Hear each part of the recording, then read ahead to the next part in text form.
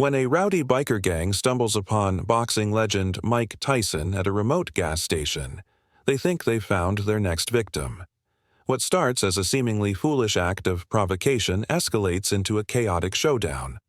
But as fists fly and egos clash, everyone involved learns lessons about respect, strength, and redemption in ways no one expects. The highway stretched endlessly ahead, the asphalt shimmering in the midday sun. The distant hum of engines turned into a deafening roar as a gang of bikers tore down the road. They were a sight to behold.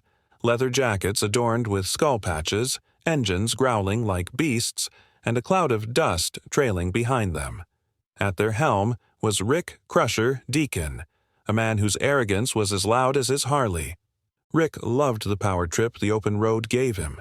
To him, every mile of highway was a stage, and every motorist was an unwitting audience. His gang was his crew, his enforcers. They reveled in the chaos they caused, weaving through traffic, intimidating drivers, and leaving a wake of fear and frustration. "Let's see what this piece of junk can do," Rick barked, revving his engine as he pulled alongside a rusted pickup truck. He gestured for the driver to roll down the window. The driver, a middle-aged man with worry etched into his face, complied reluctantly. "Hey, buddy," Rick sneered. "Think you can keep up with this?" He pointed to his bike and smirked. The driver shook his head, his hands gripping the wheel tightly. "I'm just trying to get to work, man," he muttered, his voice trembling. Rick laughed, a cruel, booming sound. "Work, huh? Well, don't let me stop you." He gunned the throttle, spewing a cloud of exhaust into the man's face as he sped off. The gang followed, their laughter echoing through the air. The group's antics continued for miles. They raced past cars, boxed in drivers, and taunted anyone who dared to react.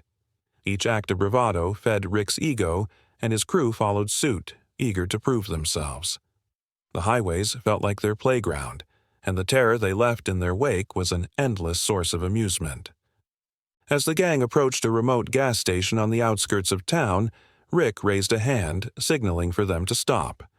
The station was a lone outpost in a sea of desert, its faded sign swaying in the wind. A single car was parked by the pumps, its driver nowhere to be seen. Rick dismounted, his boots crunching on the gravel. "Let's take a break, boys," he announced, "and maybe have a little fun while we're at it." The gang dispersed, some heading for the pumps, others toward the small convenience store.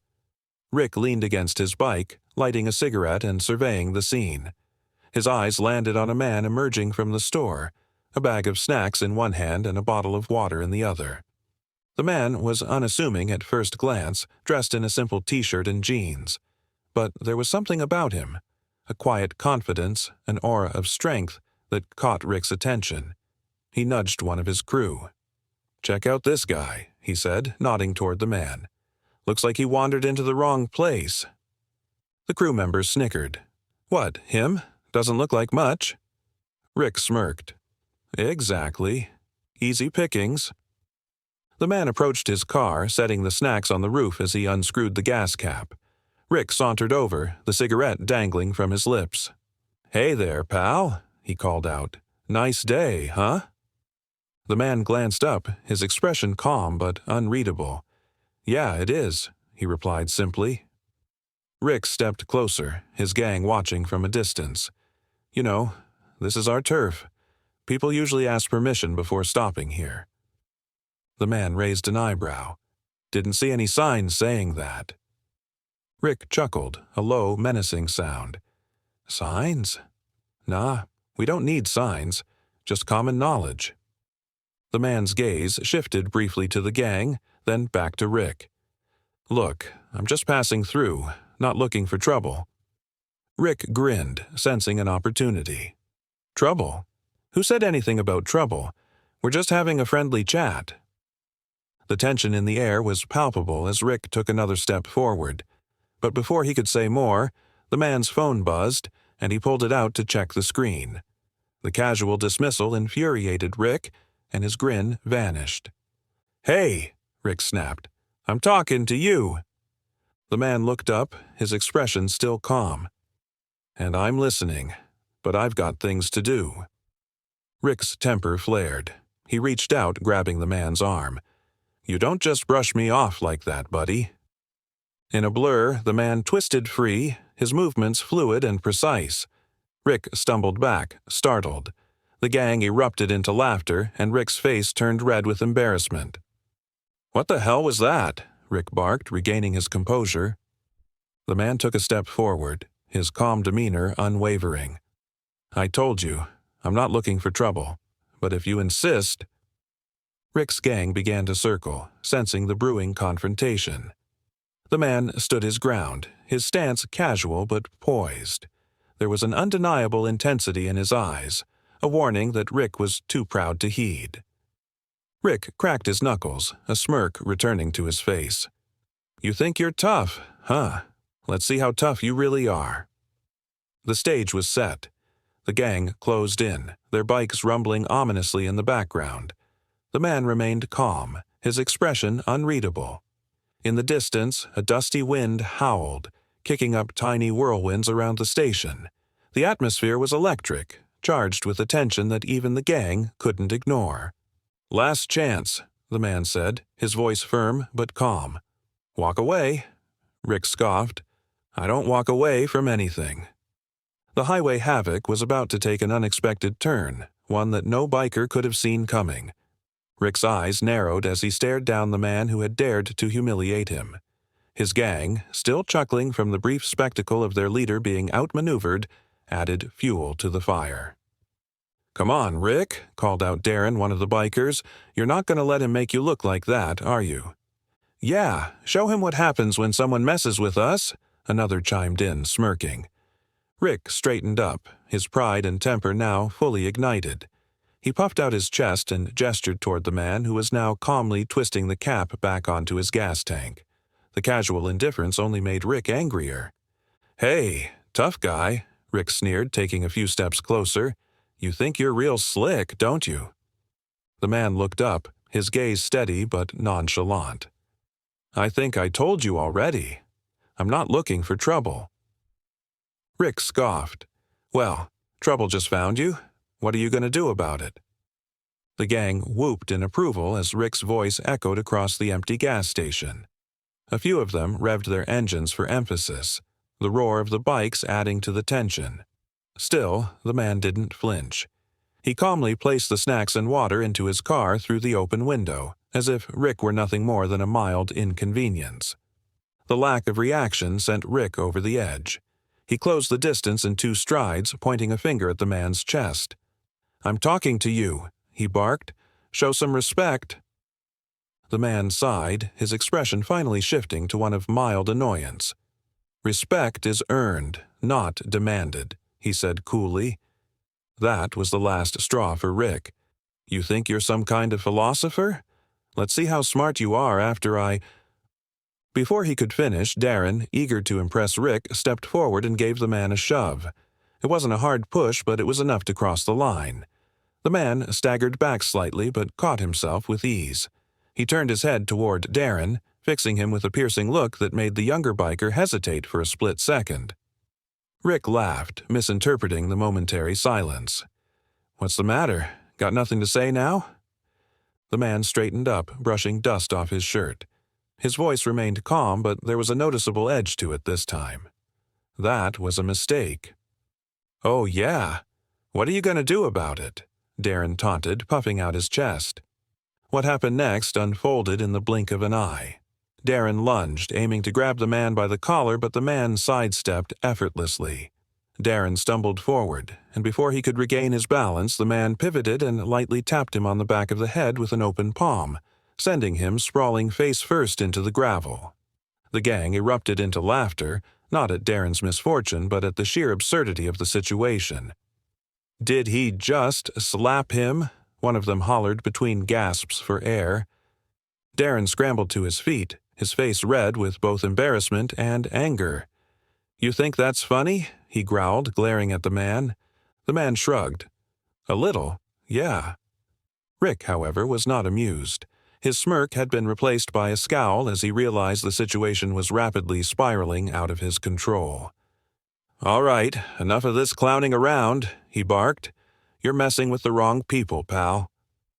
The man turned his attention to Rick, his calm demeanor unnerving everyone present. "I don't want to hurt anyone," he said simply.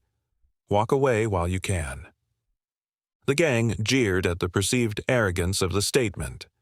Rick clenched his fists and took another step forward. "You've got a smart mouth, but let's see if you can back it up." Another biker, eager to prove himself, charged at the man with a wild swing. The man ducked effortlessly, his movements smooth and precise, as if he had rehearsed this moment 1,000 times. The biker stumbled past him, and the man turned, catching him by the back of his jacket and gently redirecting him toward the pumps. The biker crashed into a trash can, sending soda cans and crumpled wrappers flying everywhere. By now, even Rick's gang was beginning to sense that they were outmatched. "What's with this guy?" one of them muttered under his breath. "He moves like a freaking ninja." Rick ignored the growing unease among his crew. His pride was on the line, and he wasn't about to back down. "Enough of this," he roared. "Stop playing games and fight me like a man."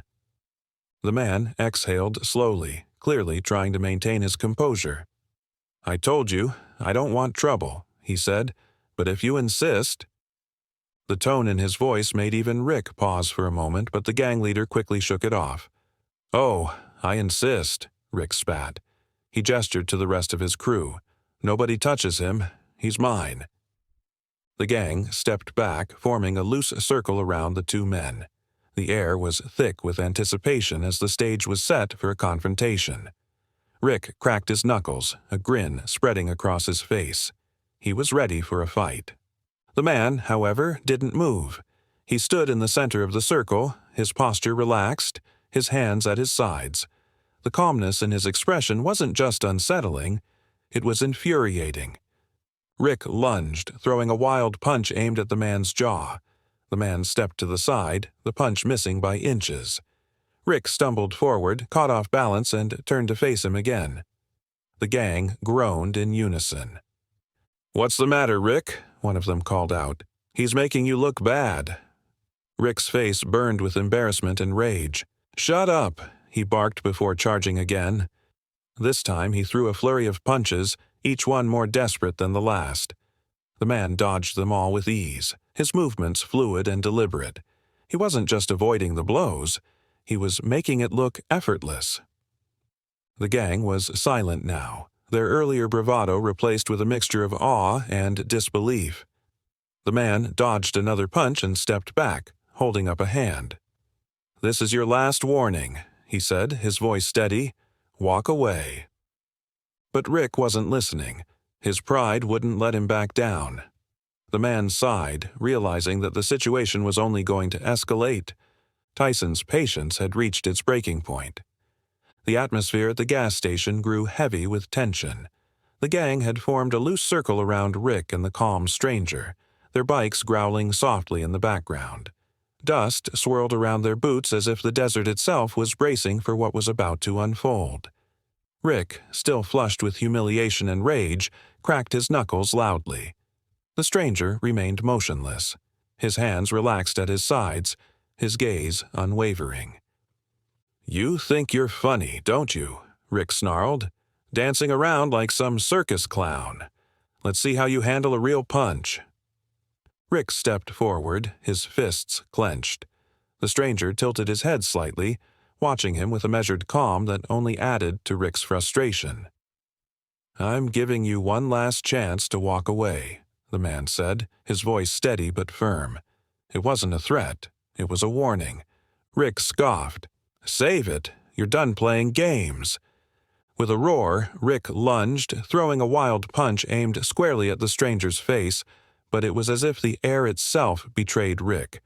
The stranger moved with uncanny precision, sidestepping the blow effortlessly. Rick stumbled past him, his momentum nearly carrying him into the group of onlookers. A few of the bikers laughed nervously, unsure whether to cheer or jeer. Rick spun around, his face a mask of fury.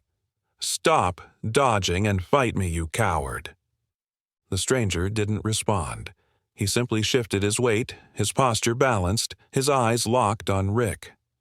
The gang fell silent, their earlier bravado fading as they realized that Rick might have bitten off more than he could chew. This time, Rick feinted to the left before unleashing a powerful right hook. The stranger ducked low, his movement fluid and almost casual. Before Rick could recover, the man straightened and stepped forward, closing the distance between them in an instant.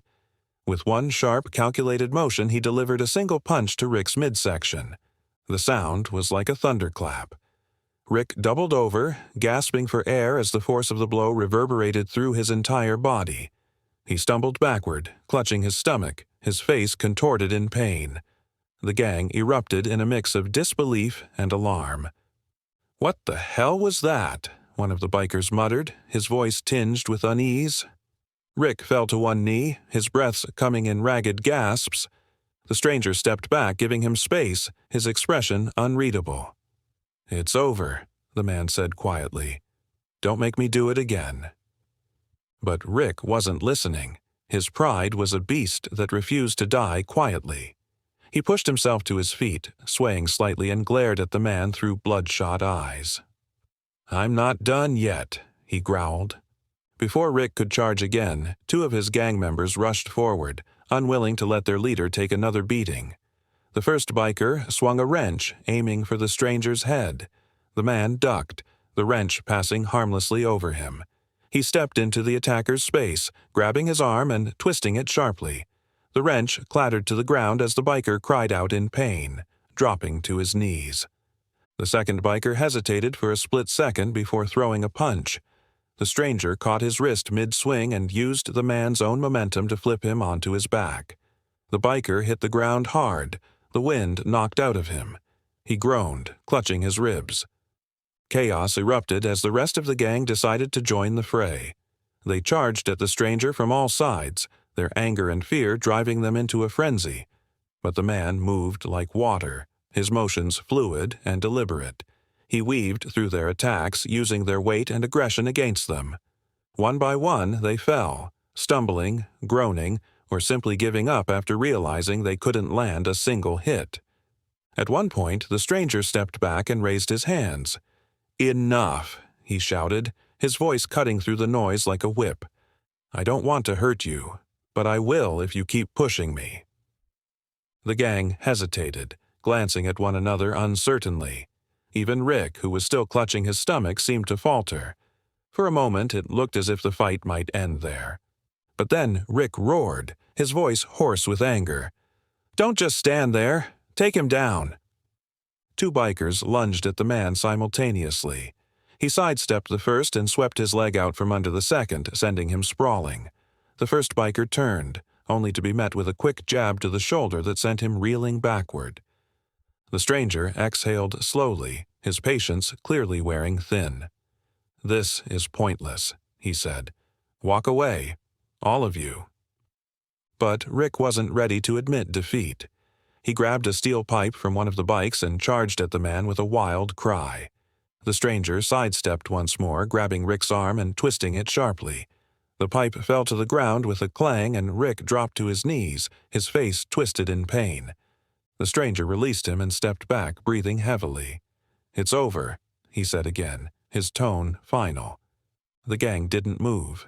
They stood frozen, their eyes darting between their leader and the man who had just dismantled them single-handedly. Finally, one of the bikers stepped forward, raising his hands in surrender. "All right," he said, his voice shaking. "We're done. Let's get out of here." The others murmured in agreement, slowly backing away. Rick, still on his knees, glared up at the stranger with a mixture of hatred and grudging respect.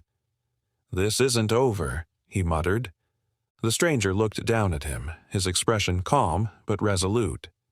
"Yes, it is," he said. "Don't make it worse." The dust began to settle at the gas station, but the tension in the air lingered like the exhaust from the gang's bikes. The stranger had disappeared down the highway, leaving the bikers to nurse their bruised egos and battered bodies. Rick remained kneeling on the ground, staring at the horizon, his pride shattered into pieces too small to salvage. Behind the glass door of the gas station's convenience store, A handful of witnesses stood frozen, their mouths agape. Among them was a young woman holding a phone that was still recording. Her hands trembled as she whispered to the person next to her, "Did you see that? He took them all down like it was nothing." "I think we just saw a superhero," replied the clerk, a wiry man with thick glasses. He peeked over the counter, half expecting the stranger to reappear. Or maybe some kind of martial artist. The family Tyson had been helping earlier stood by the pumps, equally stunned. The father, a balding man in his 40s, shook his head in disbelief. "That guy, he just handled them," he muttered. His teenage son grinned. "Handled? He destroyed them. Did you see the way he flipped that one guy over like it was nothing?" "Quiet, Danny," the mother hissed, pulling him close. "Don't draw attention to us." But it was too late. Rick, having finally regained his composure, turned his glare toward the small crowd of the onlookers. "What are you all staring at?" he snapped, his voice raw with humiliation. "You got a problem." The young woman with the phone quickly ducked out of sight, but not before Rick noticed the glow of her screen. He clenched his fists, fury bubbling to the surface. "Hey, were you filming that?" he barked, staggering to his feet. The woman froze, her eyes darting toward the exit. She shoved her phone into her pocket and backed away. No, she stammered. "I was just—" "Don't lie to me," Rick bellowed, stomping toward the store. "Give me that phone." The gang, still groaning and limping, began to stir at Rick's outburst. One by one, they followed his lead, their bruises temporarily forgotten as they rallied behind their leader. The group's collective rage was now directed at the witnesses, their earlier defeat fueling their need to reassert dominance. Inside the store, the clerk raised his hands defensively as Rick burst through the door. "Hey, man, calm down," he said, his voice shaky. "No one here wants any trouble." "Trouble?" Rick growled, his eyes locking onto the young woman. "I'll show you trouble if you don't hand over that phone." The woman clutched her pocket, her back pressed against the shelves.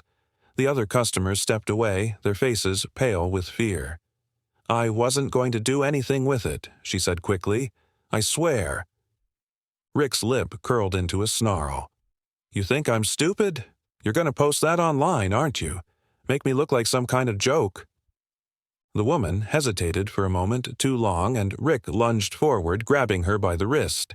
She yelped, trying to pull away, but Rick's grip was like a vice. "Give me the phone," he demanded. Before anyone could intervene, the sound of sirens pierced the tense air. Red and blue lights flashed through the windows as a pair of police cruisers pulled into the gas station. The bikers froze, their earlier bravado melting away as the reality of their situation set in. "Cops!" one of them hissed. "What do we do?" Rick released the woman's wrist and stepped back, his mind racing. "We're leaving," he barked, his voice low and urgent. "Now." The bikers scrambled to their bikes, their movements clumsy and panicked. Rick was the last to leave, casting one final glare at the witnesses before revving his engine and speeding off into the night. The sound of their bikes faded into the distance as the police officers entered the store.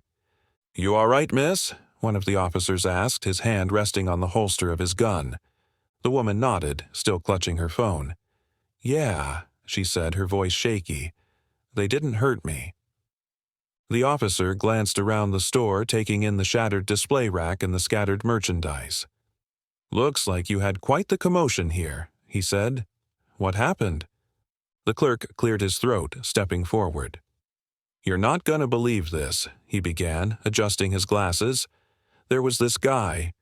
I don't know who he was, but he took on the whole gang. And he won." The officer raised an eyebrow. "One guy? Against all of them?" "Yeah," the young woman chimed in, her voice gaining strength. "I've got it all on video." She pulled out her phone, her hands still trembling, and played the recording for the officers. The group gathered around the screen, their expressions shifting from skepticism to astonishment as they watched the stranger dismantle the bikers with ease. "Who is this guy?" one of the officers muttered. "Some kind of boxer?" The clerk nodded vigorously. "He's got to be a pro. No normal person moves like that." The officer scratched his head, clearly intrigued. "Well, whoever he is, he just saved you a lot of trouble." The night air was cold and silent as the gang roared down the empty highway, their bikes moving in a tight formation. For once, there was no laughter or banter among them. Rick led the pack, his face a mask of simmering rage, while the others followed in tense silence. They all bore bruises, both to their bodies and their pride, and the memory of their defeat was fresh in their minds. After several miles, Rick raised his hand, signaling for the group to pull over.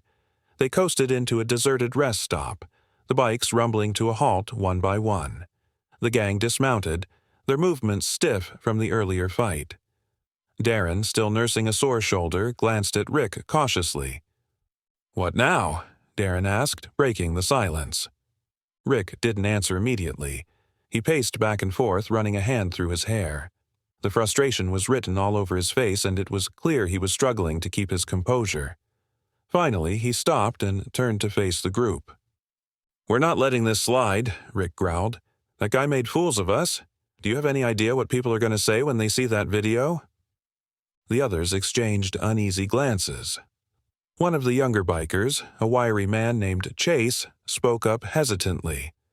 "It's already all over social media," he admitted, holding up his phone. "The video's gone viral."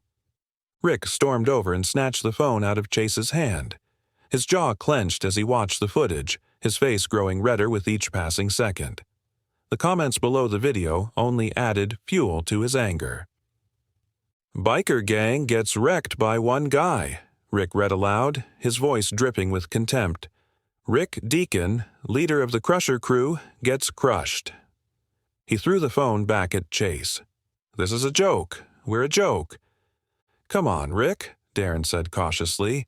"It's not like we could have known who we were dealing with. That guy wasn't normal." Rick shot him a glare. "What's that supposed to mean?" "You saw how he moved," Darren continued, standing his ground. "He wasn't just some random guy. He had training, serious training." Chase nodded in agreement. "Yeah, I've never seen anyone fight like that. He was faster than all of us put together." Rick clenched his fists, his knuckles turning white. "I don't care what kind of training he has," he snarled. "No one embarrasses me like that and gets away with it." "But what can we do?" Another biker, a stocky man named Brody, asked. "You saw how he handled us. Going after him again would be suicide." Rick's eyes narrowed. "We're not going after him right away," he said. "We need a plan. We'll regroup, find out who he is, and hit him where it hurts." The gang fell silent, their unease palpable. They had never seen Rick so furious, and the prospect of facing the stranger again filled them with dread. But none of them dared to challenge their leader. As Rick continued to rant, Darren pulled Chase aside, speaking in a hushed tone. "This is a bad idea," he said. "Rick's letting his pride get in the way. If we go after that guy again, we're just asking for more trouble." Chase nodded, glancing nervously at Rick. "Yeah, but you know how he gets. Once he's made up his mind, there's no talking him out of it." Darren sighed, running a hand over his face. "We'll just have to hope he cools off. If he doesn't, this is going to end badly for all of us." Meanwhile, at the gas station, Tyson had returned to help the stranded family. The father, still shaken from the earlier events, offered a grateful smile as Tyson finished tightening the last bolt on their car's engine. "You didn't have to do all this," the father said, "especially after what just happened." Tyson shrugged, wiping his hands on a rag. "It's no trouble," he replied. "Glad I could help." The teenage boy, Danny, couldn't contain his excitement. "That was amazing, man. You took on all those bikers like it was nothing." "Danny," his mother scolded, giving him a warning look. Tyson chuckled, his expression softening. "It wasn't nothing," he said, "but sometimes you've got to stand up to bullies." As the family prepared to leave, the father extended a hand to Tyson. "Thank you," he said sincerely. "You've got a good heart." Tyson nodded, shaking his hand. "Take care," he said, "and stay safe." As the car pulled away, Tyson leaned against his own vehicle, staring out at the empty road. He hadn't wanted to fight the bikers, but he couldn't stand by and let them intimidate people. Still, he couldn't shake the feeling that this wasn't over. People like Rick didn't let go of grudges easily. Back at the rest stop, Rick was still fuming. He had ordered the gang to search online for any clues about the stranger's identity. They scoured social media, forums, and news articles, trying to piece together information from the video. Finally, Chase found something. "Hey, Rick," he called out. "I think I found him." Rick hurried over, his interest piqued. Chase held up his phone, displaying a news article with a grainy photo of the stranger. "It says here he's a former boxing champion," Chase explained. "Mike Tyson."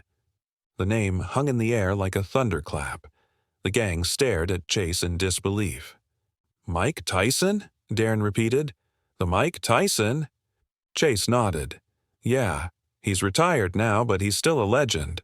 No wonder he wiped the floor with us." Rick's eyes narrowed. "I don't care if he's a legend," he said coldly. "He's still a man, and every man has a weakness." As the gang began to devise their plan, Rick's resolve hardened. He wouldn't stop until he had his revenge, no matter what it took. The dim light of the gang's hideout cast long shadows across the room as Rick sat at a battered wooden table, staring at the glowing screen of Chase's phone. The video of their humiliating defeat looped over and over, each frame searing into Rick's mind like a brand. He leaned back in his chair, his jaw tight, as the gang gathered around him. "This is Mike Tyson we're talking about," Darren said cautiously, breaking the tense silence. "The guy's a legend. We're not just dealing with some regular tough guy." Rick's eyes flicked up from the phone, narrowing dangerously. "And what? You think we should just let it go?" Darren hesitated, choosing his words carefully. "I'm saying maybe we need to think this through. Tyson's not someone you mess with lightly." Rick slammed his hand on the table, the sound echoing through the room. "I don't care who he is. He embarrassed us, me, in front of the whole world. We're not walking away from this." Chase, sitting at the far end of the table, cleared his throat nervously. "I've been digging around online," he said, scrolling through an article. "Tyson's been laying low for years, but he's still a public figure. Lots of people keep tabs on him." "Good," Rick said, his voice cold. "That makes him easier to find." Chase hesitated, glancing at Darren before continuing. "He's been doing some charity work lately, speaking at youth centers, working with at-risk kids. Looks like he's got an event coming up in a couple of days." Rick's expression hardened. "Perfect. We'll make our move there." Darren frowned. "And do what, exactly? Show up and start another fight? You saw what he did to us." Rick smirked, his eyes glinting with malice. "We're not going there to fight. We're going to send a message." The gang exchanged uneasy glances, the weight of Rick's words sinking in. Brody, the stocky biker, crossed his arms. "What kind of message?" Rick leaned forward, his voice low and dangerous. "We make it clear that no one messes with us. We hit him where it hurts. His reputation, his image, it's all tied to that charity work. We'll make sure everyone sees that he's not invincible." Chase shifted uncomfortably in his seat. "And how are we supposed to do that?" Rick's smirk widened. "Leave that to me. Just make sure you're ready." As the gang began to disperse, Darren lingered behind, watching Rick with a mix of concern and frustration. "This is a bad idea, Rick," he said quietly. "If this goes wrong, it's not just Tyson we'll have to worry about. The cops, the media, they're already watching us because of that video." Rick's glare silenced him. "If you're scared, Darren, you're welcome to walk away, but don't forget who's in charge here." Darren clenched his jaw but said nothing. He turned and left the room, his unease growing with every step. Meanwhile, Tyson sat in the modest living room of his small home, sipping tea as he scrolled through his phone. The video of the gas station fight had found its way to him, and while he wasn't surprised by its spread, he couldn't help but feel a pang of frustration. This wasn't the kind of attention he wanted. A knock at the door pulled him from his thoughts. He set his phone down and opened the door to find his friend and manager, Marcus, standing on the porch. Marcus held up his phone, the video playing on the screen. "So," Marcus said, raising an eyebrow, "you're a viral sensation again." Tyson sighed, stepping aside to let him in. "Not exactly the comeback I was planning." Marcus chuckled, sitting down on the couch. "Well, at least you still got it. That was impressive." "I didn't want to fight them," Tyson said, his tone serious. "I tried to walk away." "I know," Marcus replied, "but some people don't take no for an answer." He paused, his expression growing more serious. "You think they're going to let it go?" Tyson shook his head. "Men like that don't let go of their pride easily. They'll be back.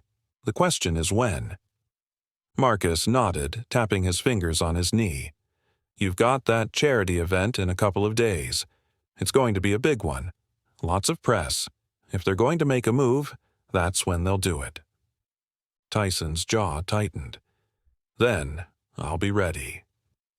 Back at the gang's hideout, Rick was laying out his plan. He had spent hours obsessing over every detail, determined to strike back at Tyson in a way that would leave a lasting mark. His crew listened in silence, their unease growing with every word. "We're not going to hurt anyone," Rick said, his tone deceptively calm. "We just need to cause enough of a scene to get people talking. When the dust settles, Tyson won't look so untouchable anymore." "And what happens when the cops show up?" Brody asked, his skepticism clear. Rick's smirk didn't falter. "We'll be gone before they get there. Trust me." But trust was in short supply among the gang. As the meeting broke up, Darren pulled Chase aside once more. "This is insane," he whispered. "We're walking into a disaster." Chase nodded, his expression grim. "I know. But you heard Rick. If we don't go along with it, we're out." Darren's gaze hardened. Maybe being out isn't such a bad thing. As the bikers prepared for their next move, Tyson was already one step ahead. He knew the gang wouldn't stop until they had their revenge, and he wasn't about to let them endanger innocent people. He had spent years learning to control his anger, to channel his strength for good. But he also knew that sometimes the only way to stop a fight was to end it decisively. The sound of gloves hitting heavy bags echoed in Tyson's mind as he sat quietly in his living room. The flickering light of the television was the only source of illumination, but Tyson wasn't paying attention to the program playing on the screen. Instead, he was lost in thought, his mind drifting back to a time long before viral videos and confrontations at gas stations. It had been decades since he'd first stepped into a gym, a scrawny kid from Brooklyn with a chip on his shoulder and no direction in life. The neighborhood he grew up in was unforgiving. Violence and poverty were constants, and Tyson had learned early on that the world didn't offer second chances. He had been angry, reckless, and quick to fight. For a long time, it seemed like his life would follow the same destructive path as so many others he'd known. Then came Cuss D'Amato. Tyson still remembered the day he met Cuss. He had been sent to a juvenile detention center after yet another street fight. He wasn't looking for redemption. He didn't believe in it. But Cuss saw something in him that no one else had. Potential. "You've got power, kid," Cuss had said, his voice gruff but filled with conviction. "But you've got to learn to control it. Power without control is nothing." At first, Tyson had been skeptical. What could an old man possibly teach him?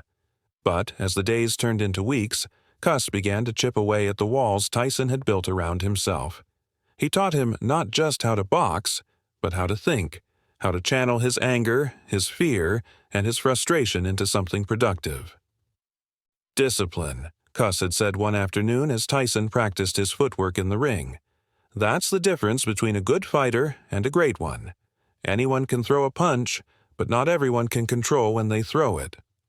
Tyson had taken those words to heart.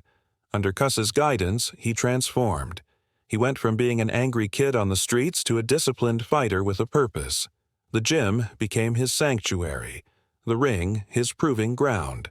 And when Cuss passed away, Tyson carried his mentor's lessons with him, determined to honor his legacy. But as Tyson's career skyrocketed, so did the temptations that came with fame. He had struggled to balance the man Cuss had taught him to be with the image the world wanted to see. The fights, the money, the media. It had all been overwhelming, and for a time, he had lost himself in it. Fame had amplified the demons Cuss had worked so hard to tame, and Tyson had spiraled, making choices that haunted him even now. Now, years later, sitting in the quiet of his home, Tyson reflected on how far he had come. He wasn't the same man he'd been in his youth. He had made mistakes, some of them catastrophic, but he had also learned from them. He had fought his way back from the brink, determined to use his experience to help others avoid the pitfalls he had encountered. His phone buzzed on the coffee table, pulling him out of his thoughts. Marcus's name flashed on the screen, and Tyson picked it up. "Marcus," he said, leaning back in his chair. "What's up?" "I've been thinking," Marcus replied. "This charity event coming up, it's a big deal. Lots of press, lots of people. It's a good opportunity for you to share your story, to remind people who you really are." Tyson nodded, even though Marcus couldn't see him. "Yeah, I've been thinking about that too." "You know, you've got a way with kids," Marcus continued.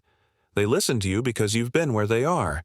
You're not just some celebrity giving them advice. You're the real deal." Tyson smiled faintly. "That's the goal. I just want to help them see that there's more to life than what's in front of them." As the conversation continued, Tyson's mind drifted back to the gang from the gas station. He couldn't shake the feeling that they weren't done with him yet. He had seen that kind of anger before. He had lived it, and he knew that unless someone intervened, it would only lead to destruction. "Marcus," Tyson said suddenly, interrupting his friend, "what if we do something different at the event?" "What do you mean?" Marcus asked, intrigued. "Instead of just talking to the kids, what if we show them something? A demonstration, something that'll stick with them." Marcus was silent for a moment. Then he laughed. "You're talking about getting in the ring, aren't you?" "Maybe," Tyson said, his tone serious. "But not to fight, to teach, to show them that it's not about violence, it's about discipline and control." Marcus considered the idea. "That could work," he said. "It'll definitely get people's attention." Tyson leaned forward, a spark of determination in his eyes. "Good, because that's what we need right now." The conversation ended, and Tyson set his phone down, his mind already racing with ideas. He knew the road ahead wouldn't be easy, especially if the gang decided to show up at the event, but he also knew that he was ready. For the first time in a long time, he felt a sense of purpose that went beyond himself. As he prepared for bed, Tyson glanced at the photograph on his nightstand. It was an old picture of him and Cuss, taken after one of his early fights. He picked it up, studying the worn edges and faded colors. "Thanks, Cuss," he said quietly, "for everything." The next morning, Tyson was up early, heading to the gym to begin his preparation. He had no idea what the gang was planning, but he wasn't going to wait for them to make the first move. He would be ready, both for them and for the kids he hoped to inspire. The sun was setting as Tyson drove along the winding road, the horizon painted in hues of orange and pink. He was on his way to another small town, the location of his next charity event. It wasn't a glamorous venue, just a modest community center surrounded by fields and sparse neighborhoods, but that was exactly the kind of place where he felt his message resonated most. The car hummed quietly beneath him, the low growl of the engine blending with the rhythmic hum of tires on asphalt. Tyson had always enjoyed long drives. They gave him time to think, to reflect on the path that had brought him here. But today, his thoughts were clouded by an uneasy feeling he couldn't shake. He glanced in the rearview mirror for the third time in as many minutes, scanning the empty road behind him. "You're getting paranoid," he muttered to himself, shaking his head. But the tension in his chest didn't ease. Unbeknownst to Tyson, a group of bikers had been tailing him at a distance for the better part of an hour. Rick rode at the front of the pack, his expression grim and focused. The gang had been waiting for this opportunity, and now it was finally here. "Remember the plan," Rick called out over the roar of engines. "We don't stop until we've got him cornered." Darren, riding just behind Rick, cast a wary glance at his leader. "Are we sure about this?" he asked, his voice barely audible over the wind. Rick didn't respond, his jaw set in determination. He wasn't about to let doubt ruin what he saw as their moment of redemption. Tyson reached a small gas station tucked away on the side of the road, its neon sign flickering weakly in the fading light. He pulled in, intending to top off his tank before continuing to the event. The station was eerily quiet, the only sounds the chirping of crickets and the distant rustle of wind in the trees. As Tyson stepped out of his car and began pumping gas, the roar of engines shattered the stillness. He turned his head sharply, his eyes narrowing as the gang of bikers pulled into the station, their headlights glaring like predatory eyes. "Here we go," Tyson muttered under his breath, his muscles tensing instinctively. The gang dismounted their bikes, their movements deliberate and coordinated. Rick was the first to approach, his boots crunching on the gravel as he closed the distance between himself and Tyson. "Long way from home, aren't you?" Rick said, his tone dripping with mockery. Tyson didn't respond immediately. He capped the gas tank and turned to face Rick, his expression calm but alert. "If you're looking for trouble, you're in the wrong place," he said evenly. Rick smirked, his eyes glinting with malice. "Oh, I think I'm exactly where I need to be." The tension in the air was palpable as the rest of the gang fanned out, surrounding Tyson in a loose circle. Darren hung back, his unease evident in the way he shifted his weight from foot to foot. "You sure you want to do this?" Tyson asked, his gaze sweeping over the group. "Last time didn't go so well for you." Rick's smirk faltered, his pride stinging at the reminder. "This time's different," he snapped. "We came prepared." Tyson's eyes flicked to Rick's hand, where a metal pipe hung loosely at his side. Several of the other bikers were similarly armed with chains, crowbars, and other makeshift weapons. It was clear they weren't planning to rely on brute force alone. "Prepared, huh?" Tyson said, his voice low. "Let me guess. You think weapons make you stronger?" Rick took a step closer, his knuckles white as he gripped the pipe. "They make us smart," he said coldly, "and you're about to find out just how smart we are." Before Tyson could respond, Rick swung the pipe in a wide arc, aiming for his ribs. Tyson sidestepped effortlessly, the pipe whistling past him and striking the side of the gas pump with a loud clang. The sound seemed to be a signal for the others who lunged at Tyson from all sides. But Tyson didn't panic.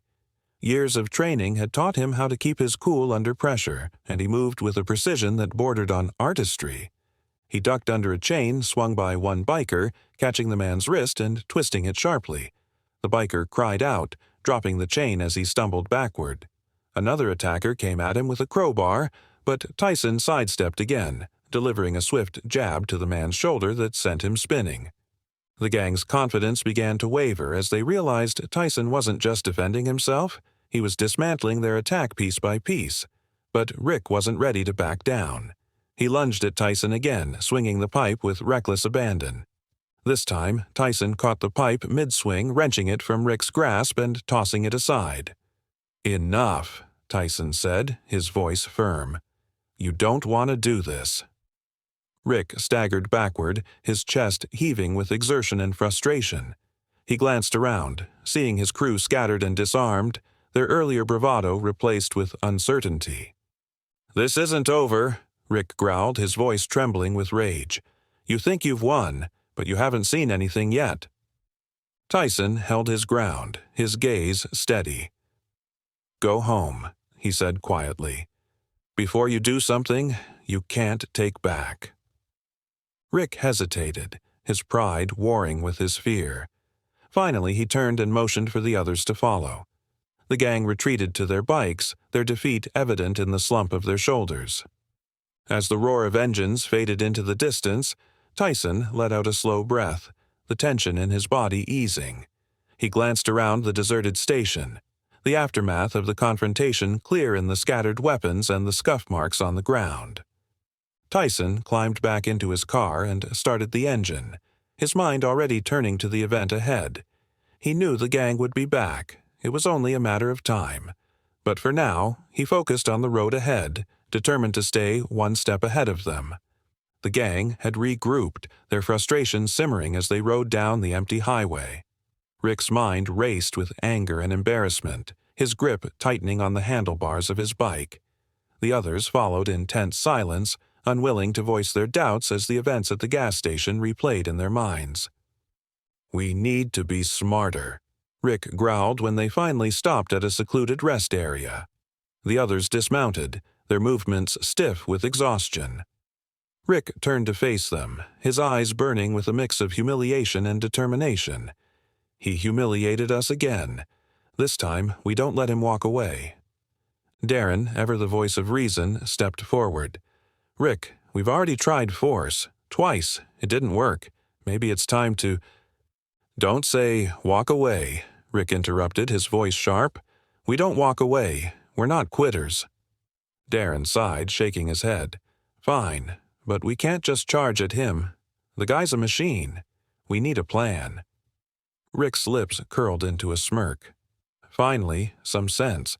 A plan is exactly what we need. As they discussed their next move, Tyson arrived at the community center, the venue for his charity event. It was a modest building surrounded by open fields, with a small parking lot where a handful of cars were already parked. He stepped out of his car and took a deep breath, the cool evening air calming his nerves. He couldn't afford to let the incident at the gas station distract him. Tonight was about the kids. Inside, the atmosphere was lively and welcoming. Volunteers bustled about, setting up chairs and arranging tables with snacks and drinks. Tyson greeted each of them warmly, his presence filling the room with a quiet confidence. "Mr. Tyson, it's an honor to have you here," said a young man, one of the organizers. "The kids are really excited to meet you." "Call me Mike," Tyson replied with a smile. "And I'm excited to meet them too. Let's make this a night they'll remember." As the event began, Tyson stood before a small crowd of kids and their families. He shared stories from his past, his struggles, his triumphs, and the lessons he had learned along the way. The kids listened intently, their eyes wide with admiration. "Discipline," Tyson said, his voice steady and strong. "That's the key to everything. It's not about being the strongest or the fastest. It's about knowing when to fight and when to walk away." Outside, the gang had arrived, their bikes parked a short distance from the community center. Rick surveyed the scene, his mind already working through the possibilities. "We're not going in guns blazing," he said, his tone unusually measured. "We use the space to our advantage." The gang spread out, moving through the shadows as they positioned themselves around the building. Their plan was simple: create chaos and force Tyson into a corner where his strength and skill would be less effective. Tyson was wrapping up his talk when the first sign of trouble appeared. A loud crash echoed through the room as one of the large front windows shattered, sending shards of glass raining down. The crowd gasped, and parents hurried to shield their children. "Everyone stay calm," Tyson said, his voice commanding but reassuring. He moved quickly to assess the situation, his sharp eyes scanning the room. The lights flickered, then went out, plunging the community center into darkness. The room filled with the sound of nervous whispers and shuffling feet as people tried to make sense of what was happening. In the chaos, Tyson's mind was already working. He had trained for moments like this, situations where quick thinking and adaptability were key. He moved through the darkened room, his movements confident and deliberate as he helped guide people to safer areas. Meanwhile, outside, the gang moved into position. Rick signaled to the others, his heart pounding with adrenaline. "Now," he said, and the gang began their assault, throwing objects at the building and revving their engines to create a deafening roar. But Tyson wasn't about to let them have their way. He found a fire extinguisher near one of the exits and used it to create a cloud of foam and smoke, obscuring the gang's view and giving the crowd inside time to move to safety. Rick cursed under his breath as the smoke billowed out of the building. "He's trying to buy time," he growled. "Don't let him." Darren hesitated, his doubts growing with each passing second. "Rick, this is going too far. There are families in there, kids. We're not just messing with them anymore. We're putting innocent people at risk." Rick ignored him, his focus solely on Tyson. "We finish this tonight," he snapped. Tyson emerged from the building, his silhouette cutting through the smoke. His calm demeanor was a stark contrast to the chaos around him. He didn't shout or threaten. He simply stood there, waiting. "You've got everyone's attention," Tyson said, his voice steady. "Now what?" Rick stepped forward, his fists clenched. "This ends when you admit you're not invincible," he said. "You're just a man, and men fall." Tyson's gaze didn't waver. "You're right," he said. "I am just a man. But I've learned that strength isn't about how hard you can hit. It's about how much you can endure and still stand." Rick sneered, his pride refusing to let him back down. But as he moved to close the distance, Darren stepped between them. "Enough, Rick," he said firmly. "This isn't about him anymore. It's about you. You're the one who can't let go." For a moment, it seemed as though Rick might push past Darren, but something in his second-in-command's eyes gave him pause. The rest of the gang watched in silence, their earlier confidence now replaced with uncertainty. Tyson took a step closer, his voice softer but no less powerful. "It's not too late to walk away," he said. "You can end this now, or you can keep fighting and lose more than just a fight." Rick hesitated, his pride and anger battling against a growing sense of doubt. Finally, he stepped back, his fists unclenching. "This isn't over," he muttered, though his voice lacked its usual conviction. The gang retreated, their footsteps heavy with defeat. Tyson watched them go, his expression unreadable. He knew this wasn't the end, but for now, the people inside were safe, and that was enough. The aftermath of the chaotic night lingered like the smoke that had filled the air around the community center. Tyson had stayed behind to ensure the families and children were safe, speaking calmly with the shaken organizers and offering reassurance that the danger had passed. Outside, the remnants of the gang's attack were clear, shattered windows, scattered debris, and tire marks on the pavement. It wasn't long before the sound of approaching sirens broke the tense silence. A pair of police cruisers pulled into the parking lot, their flashing lights illuminating the damage. Tyson stepped forward, his calm demeanor helping to ease the tension as officers emerged from their vehicles. "Sir, are you the one who called this in?" one of the officers asked, her tone professional but curious as she took in Tyson's imposing figure. Tyson nodded. "I didn't make the call, but I was here when it happened. A gang showed up and caused some trouble.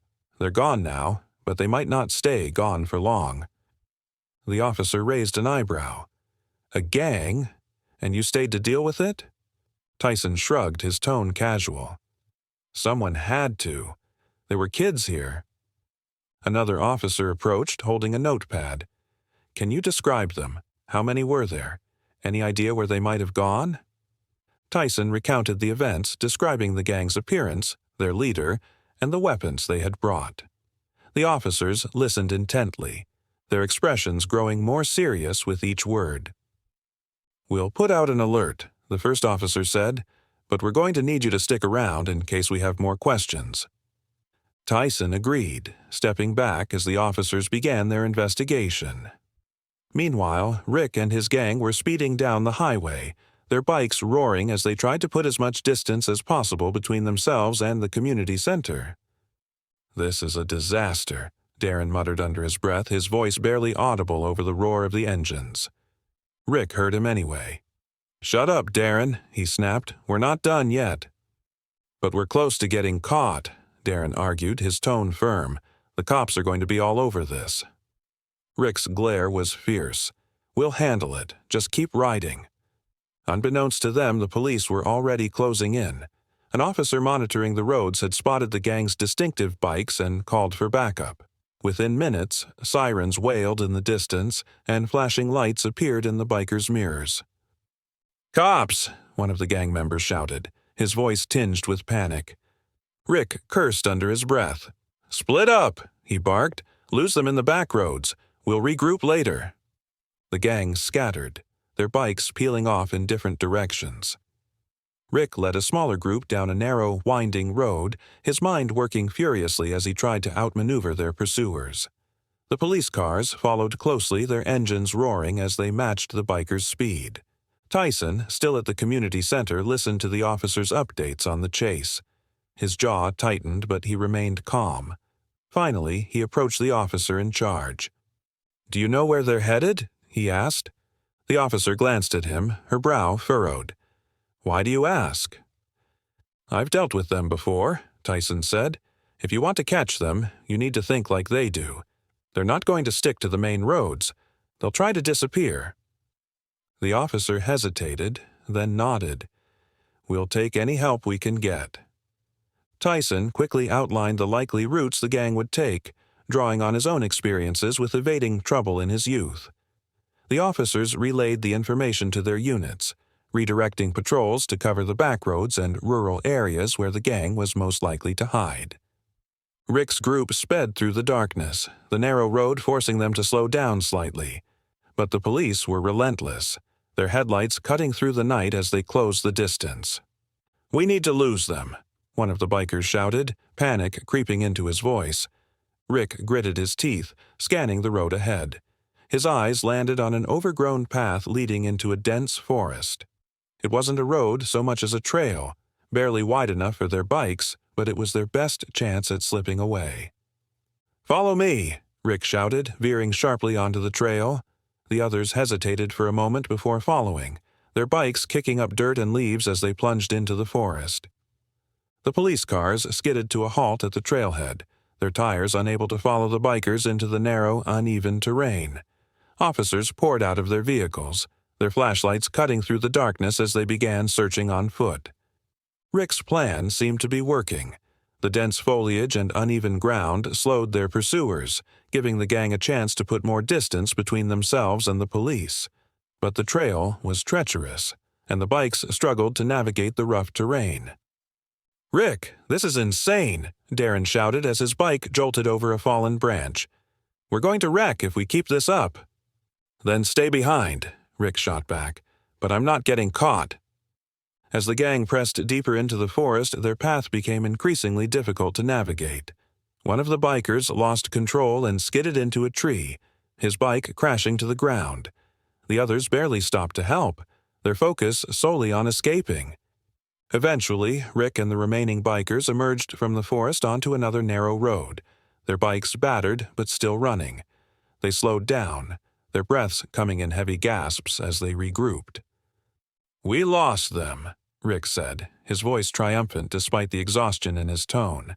"I told you we'd make it." But Darren wasn't convinced. "We lost more than the cops," he said bitterly, glancing back at the forest. "This is getting out of hand, Rick. It's only a matter of time before someone really gets hurt, or worse." Rick's expression darkened. "If you're scared, Darren, you're free to leave, but don't forget who's in charge here." Darren didn't respond, his frustration evident in the way he avoided Rick's gaze. The group fell silent, their earlier relief overshadowed by the growing cracks in their unity. The gang's hideout was eerily quiet. Usually it was filled with the sound of laughter, roaring engines, and the occasional argument, but tonight the atmosphere was heavy. Rick sat at a worn table, his head resting in his hands, while the others lingered nearby, their expressions a mix of frustration and exhaustion. Darren stood by the window, peering out into the night. He hadn't spoken much since they'd returned, but his silence was louder than words. Brody, seated on the couch, fiddled with a lighter, his gaze fixed on the flickering flame. Rick finally broke the silence, his voice low and tense. "We were so close." Darren turned to face him, his expression incredulous. "Close? We barely got away. The cops are on us, Rick. They know who we are, what we've done. This isn't just about some stupid fight anymore. We're in deep." Rick slammed his fist on the table, the sound echoing through the room. "Don't you think I know that?" he snapped. "But we can't back down now. Not after everything." "Everything," Darren shot back. "What's everything, Rick? Your pride? Your ego? You've dragged us into this mess because you can't let go of a fight you started." The room fell silent again, the tension between the two men palpable. The other gang members exchanged uneasy glances, unsure of whether to intervene. Rick's voice softened, but his tone remained firm. "It's not just about me. It's about all of us. That guy made us look weak.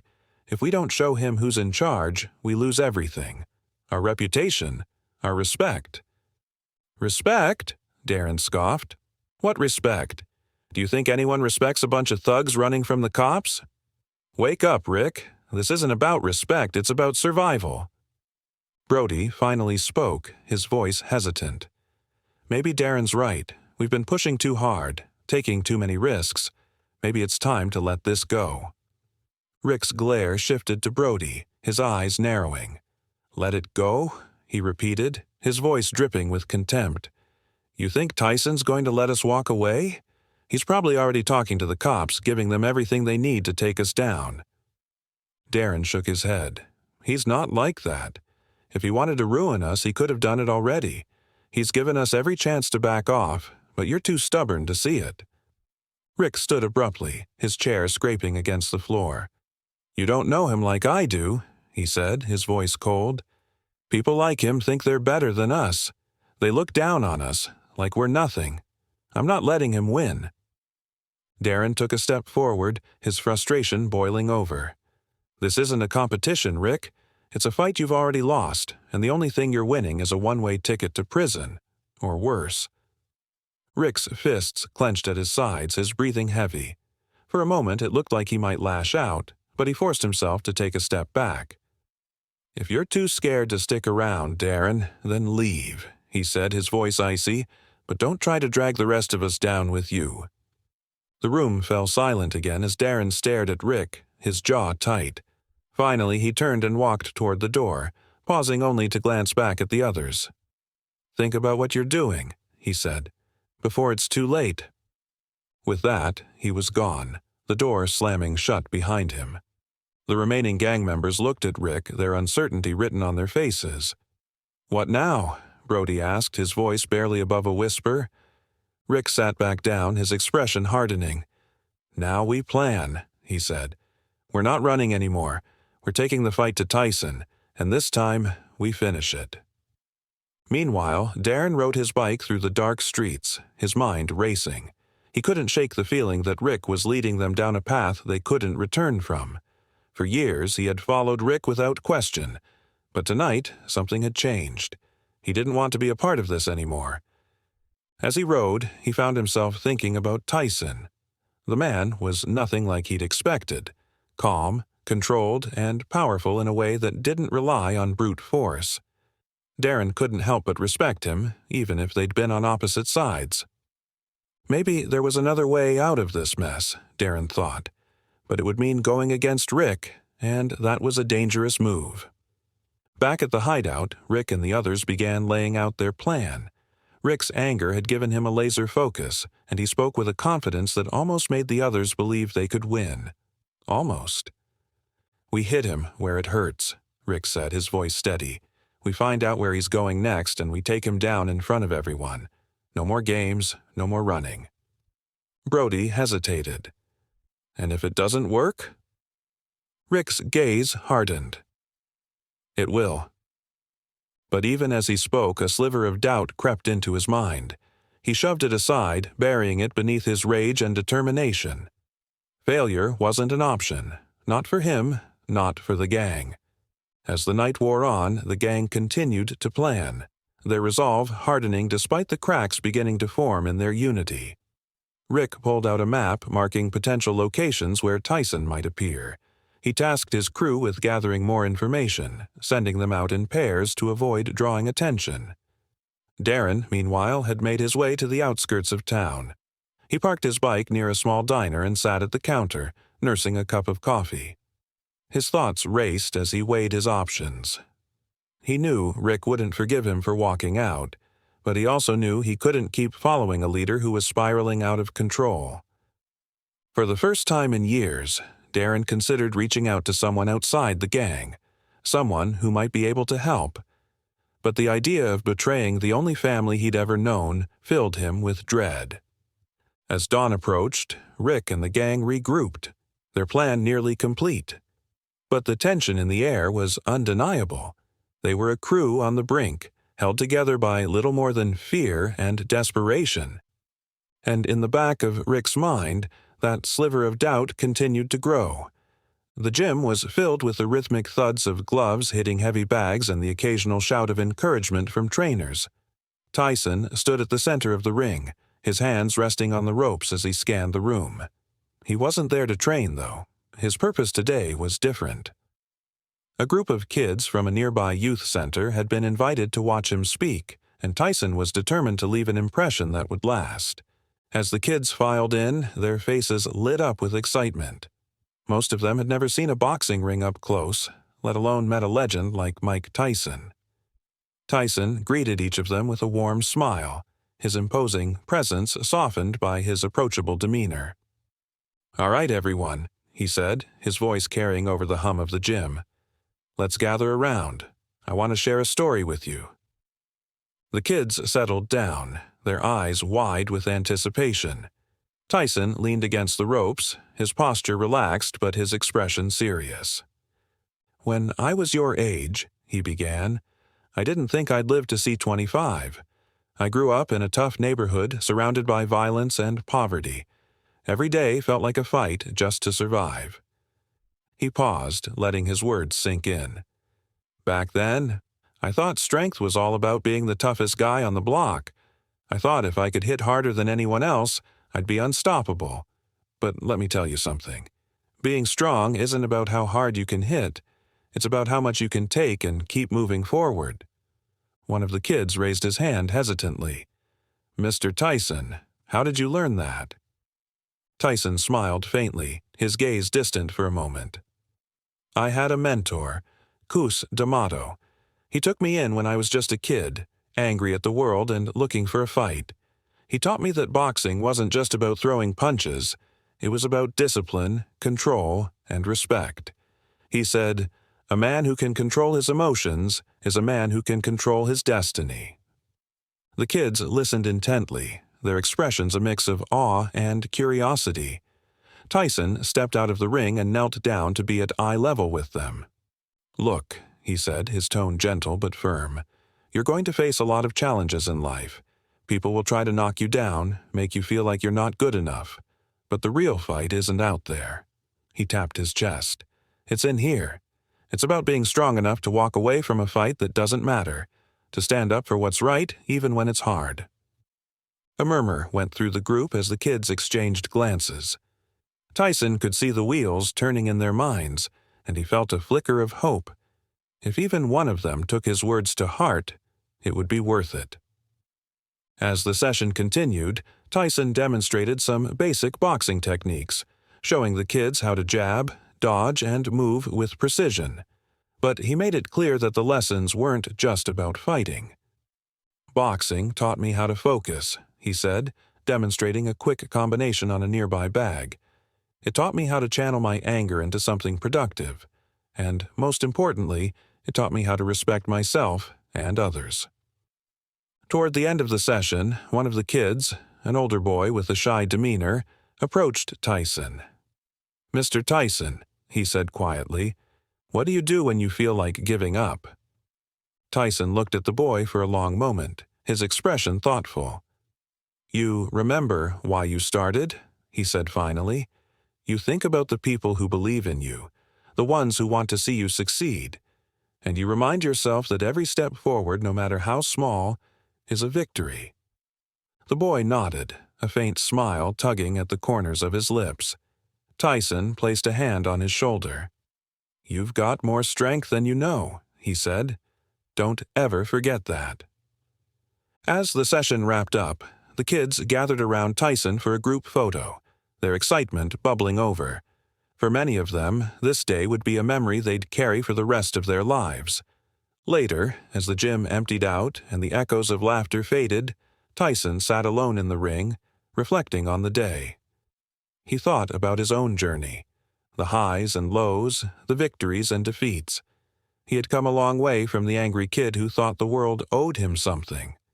And now, he wanted to use his experiences to help others find their way. But even as he felt a sense of fulfillment, a shadow lingered in the back of his mind. The gang wasn't finished with him yet. He could feel it, and though he didn't know when or where they would strike next, he knew he had to be ready. As he laced up his gloves and began working on the heavy bag, his mind replayed Cuss's words. A man who can control his emotions is a man who can control his destiny. Tyson hit the bag with precision, his movements deliberate and powerful. He wasn't just training his body, he was sharpening his mind, preparing for whatever lay ahead. Before leaving the gym, Tyson took a moment to check his phone. Messages from Marcus awaited him, updates about his upcoming events and offers from people who had seen the viral video of his encounter with the bikers. While he usually avoided getting caught up in social media, he couldn't help but skim the comments. "Tyson's still got it," one read. Another caught his attention. "The way he handled those guys was legendary. But what's next for him?" Tyson sighed, setting the phone down. What was next? He had built a life around redemption and growth, but the world often wanted him to return to the fighter they remembered, the one who didn't back down from a challenge no matter the cost. Stepping outside, Tyson gazed up at the stars. The night was quiet, but the weight of his past and the uncertainty of his future pressed heavily on his shoulders. He didn't know what the next days would bring, but he resolved to face them with the strength and discipline he had fought so hard to cultivate. The gang's hideout felt different without Darren. His absence was a heavy reminder of the cracks forming in their unity. Rick tried to focus on the plans he had scribbled on a large sheet of paper spread across the table, but the murmurs of the remaining members kept pulling his attention away. "Do you think he's coming back?" Brody asked, breaking the silence. Rick didn't look up from the map he was studying. "If he knows what's good for him, he will," he said sharply. Brody exchanged a glance with another gang member, Luke, who shifted uncomfortably. "Maybe he's got a point," Luke said cautiously. "This thing with Tyson, it's not what we signed up for.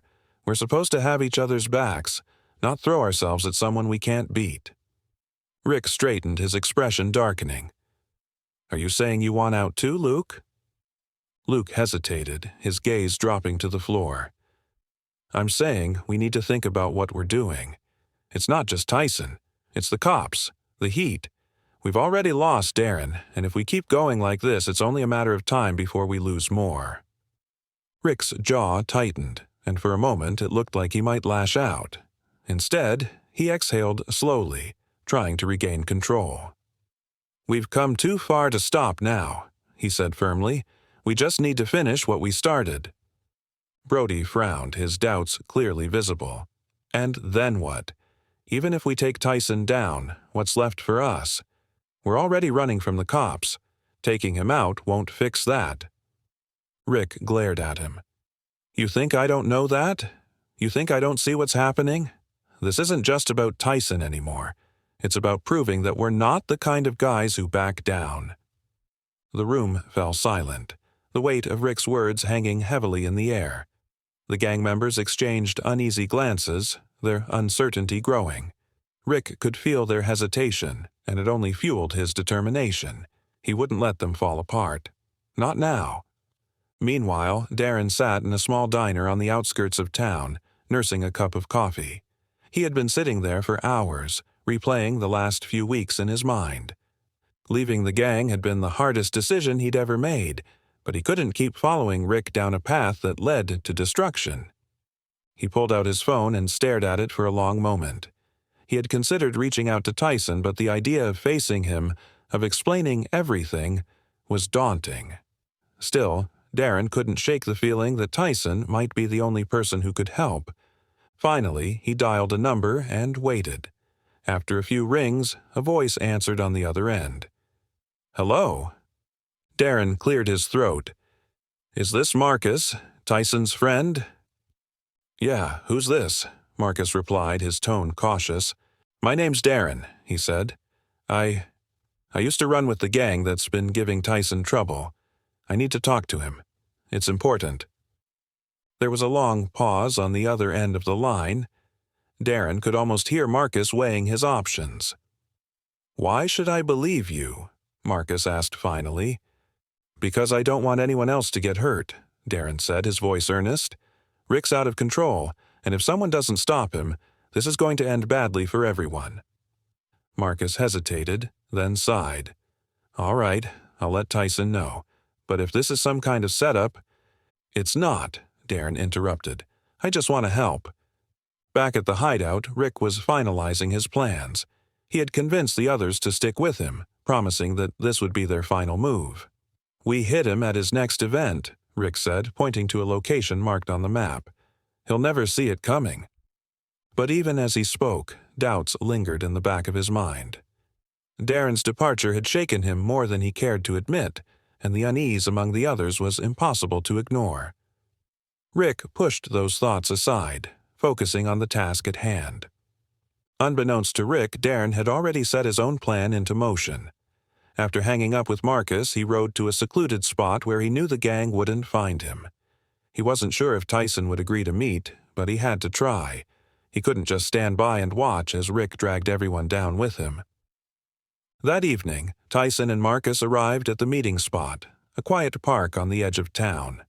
Darren was already there, his bike parked nearby. He stood as they approached, his posture tense but resolute. "You must be Darren," Tyson said, his tone calm but firm. Darren nodded. "Yeah, thanks for coming." Tyson studied him for a moment, his expression unreadable. "Marcus said you wanted to help. Why the change of heart?" Darren hesitated, then said, "Because I've seen where this is going and it's not worth it. Rick's got it in his head that he can take you down, but all he's doing is getting us deeper into trouble. I couldn't keep following him, and I don't want anyone else to get hurt." Tyson nodded slowly. "All right, what do you have in mind?" "I know where they're planning to hit you next," Darren said. "They're going after your next event. I can tell you everything, where they'll be, what they're bringing. But I need your word that you won't go after them unless it's in self-defense." Tyson's eyes narrowed. "You're asking me to let them come after me?" "I'm asking you to be ready," Darren said. "If you try to take them out first, Rick will use it to justify everything he's done. But if you can show him that this isn't the way, maybe it'll get through to him. Maybe it'll end this." Tyson considered Darren's words carefully. He could see the sincerity in the young man's eyes, the desperation of someone trying to make amends. Finally, he nodded. "All right, I'll be ready." As they left the park, Darren felt a glimmer of hope for the first time in weeks. He didn't know if Tyson could stop Rick, but at least now, someone was trying. Back at the hideout, Rick stared at the map in front of him, his resolve hardening. He had no idea that Darren had betrayed him, no idea that Tyson was already preparing for what was to come. For Rick, this was a fight for redemption. But for Tyson, it was a chance to end the cycle of violence once and for all. The video hit social media like wildfire. Rick, standing in front of his bike with his crew behind him, issued a public challenge to Tyson. The lighting was dim, giving the video an ominous tone, while Rick's voice carried a mix of anger and determination. "Tyson," he began, staring directly into the camera.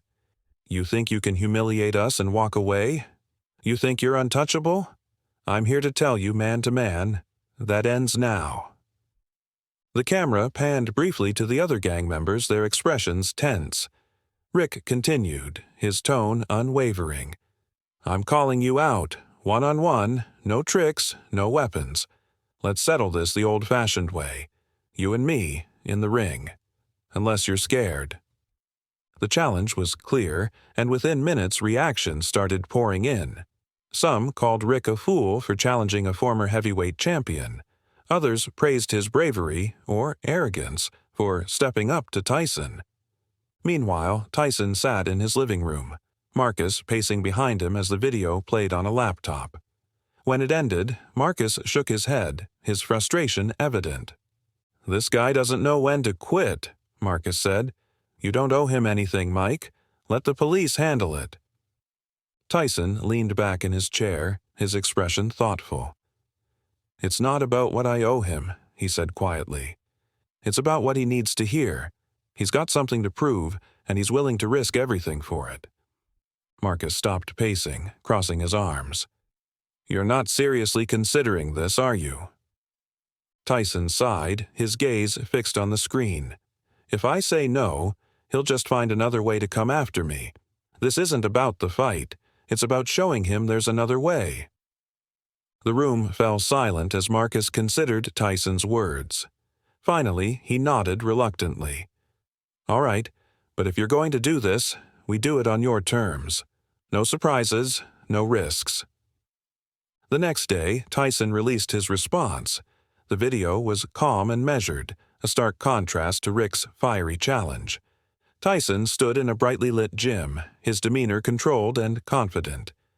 "Rick," he said, addressing the camera directly, "I've seen your video, and I've heard your challenge. You want to fight? Fine. But we do this the right way. In the ring, with rules. No gang, no chaos, just you and me." Tyson paused, his gaze steady. "But understand this. A fight isn't going to fix what's broken. It's not about who's stronger or tougher. It's about learning when to fight and when to walk away. If you're ready to learn that lesson, I'll see you in the ring." The response was met with overwhelming support. Fans praised Tyson's composure, while others speculated about the outcome of the fight. Rick, however, saw it as a victory. "He's in," Rick said, a satisfied smirk on his face as he watched Tyson's video. "This is our chance to show everyone what we're made of." Brody shifted uncomfortably. "Are you sure about this, Rick? Tyson's not like anyone we've ever faced." Rick's expression hardened. "That's the point. If we can beat him, no one will ever doubt us again." The days leading up to the fight were a whirlwind of preparation. Tyson spent hours in the gym, training not just his body but his mind. He worked with his team to develop a strategy, focusing on defense and control rather than brute force. "This isn't just a fight," Tyson explained to Marcus during a late-night training session. "It's an opportunity to reach him, to show him there's more to life than proving how tough he is." Rick, on the other hand, threw himself into his own version of training. With the gang's help, he set up a makeshift ring in an abandoned warehouse and spent hours sparring with anyone who would step up. His determination was undeniable, but so was his recklessness. He fought with a ferocity that left even his closest allies uneasy. "You're going to burn out if you keep this up," Brody warned one evening after Rick had collapsed onto a bench, drenched in sweat.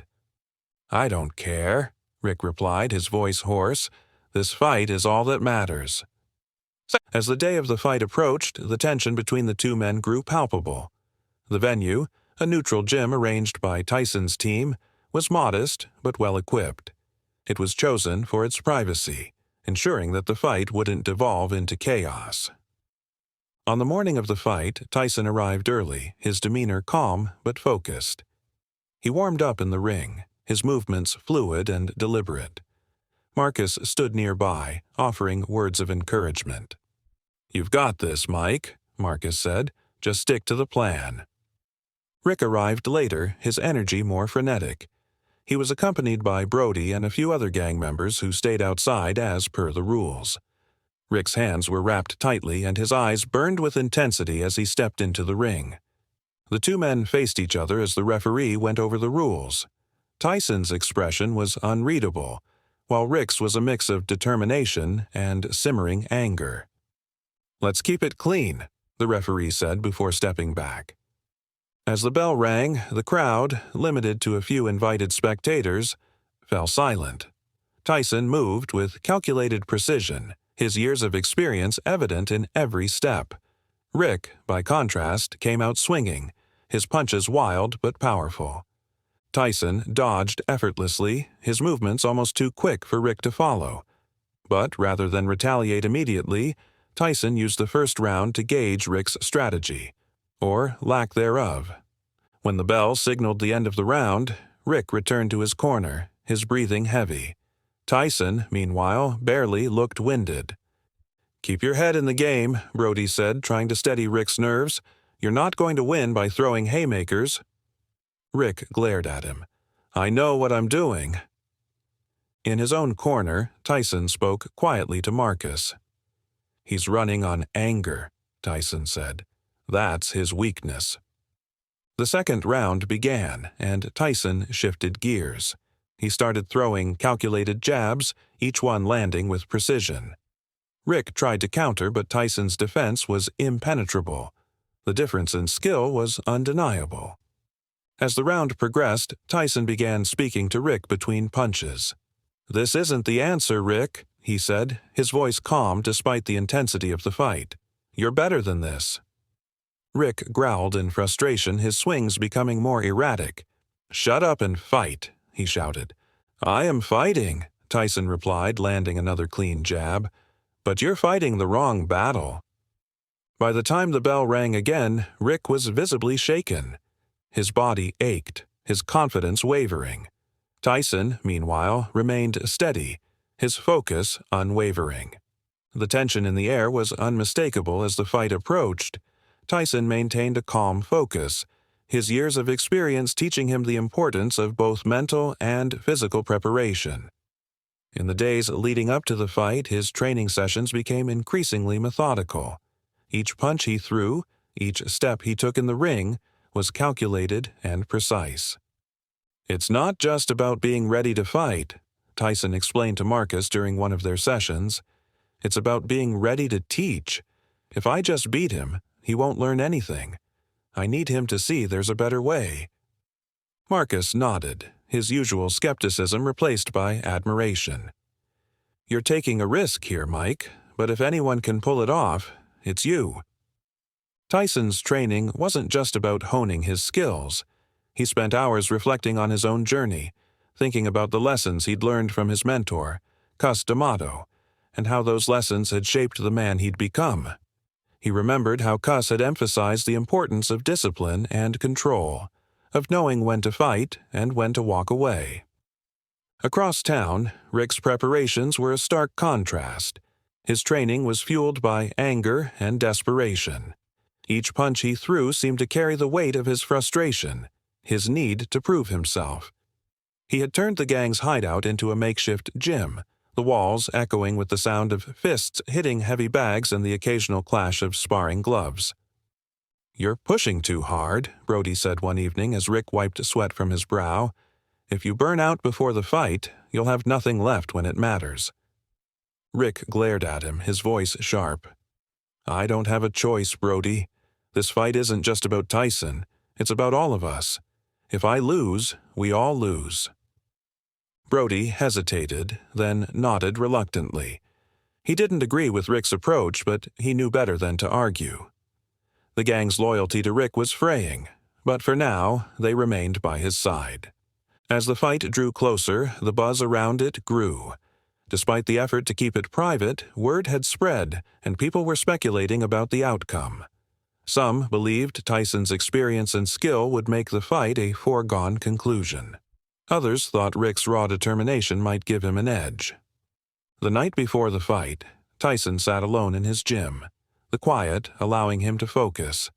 He thought about Rick, about the anger that drove him, and about the young men Tyson had seen fall into similar traps. He knew this fight was about more than just a physical contest. It was about breaking a cycle of violence and showing Rick there was another way.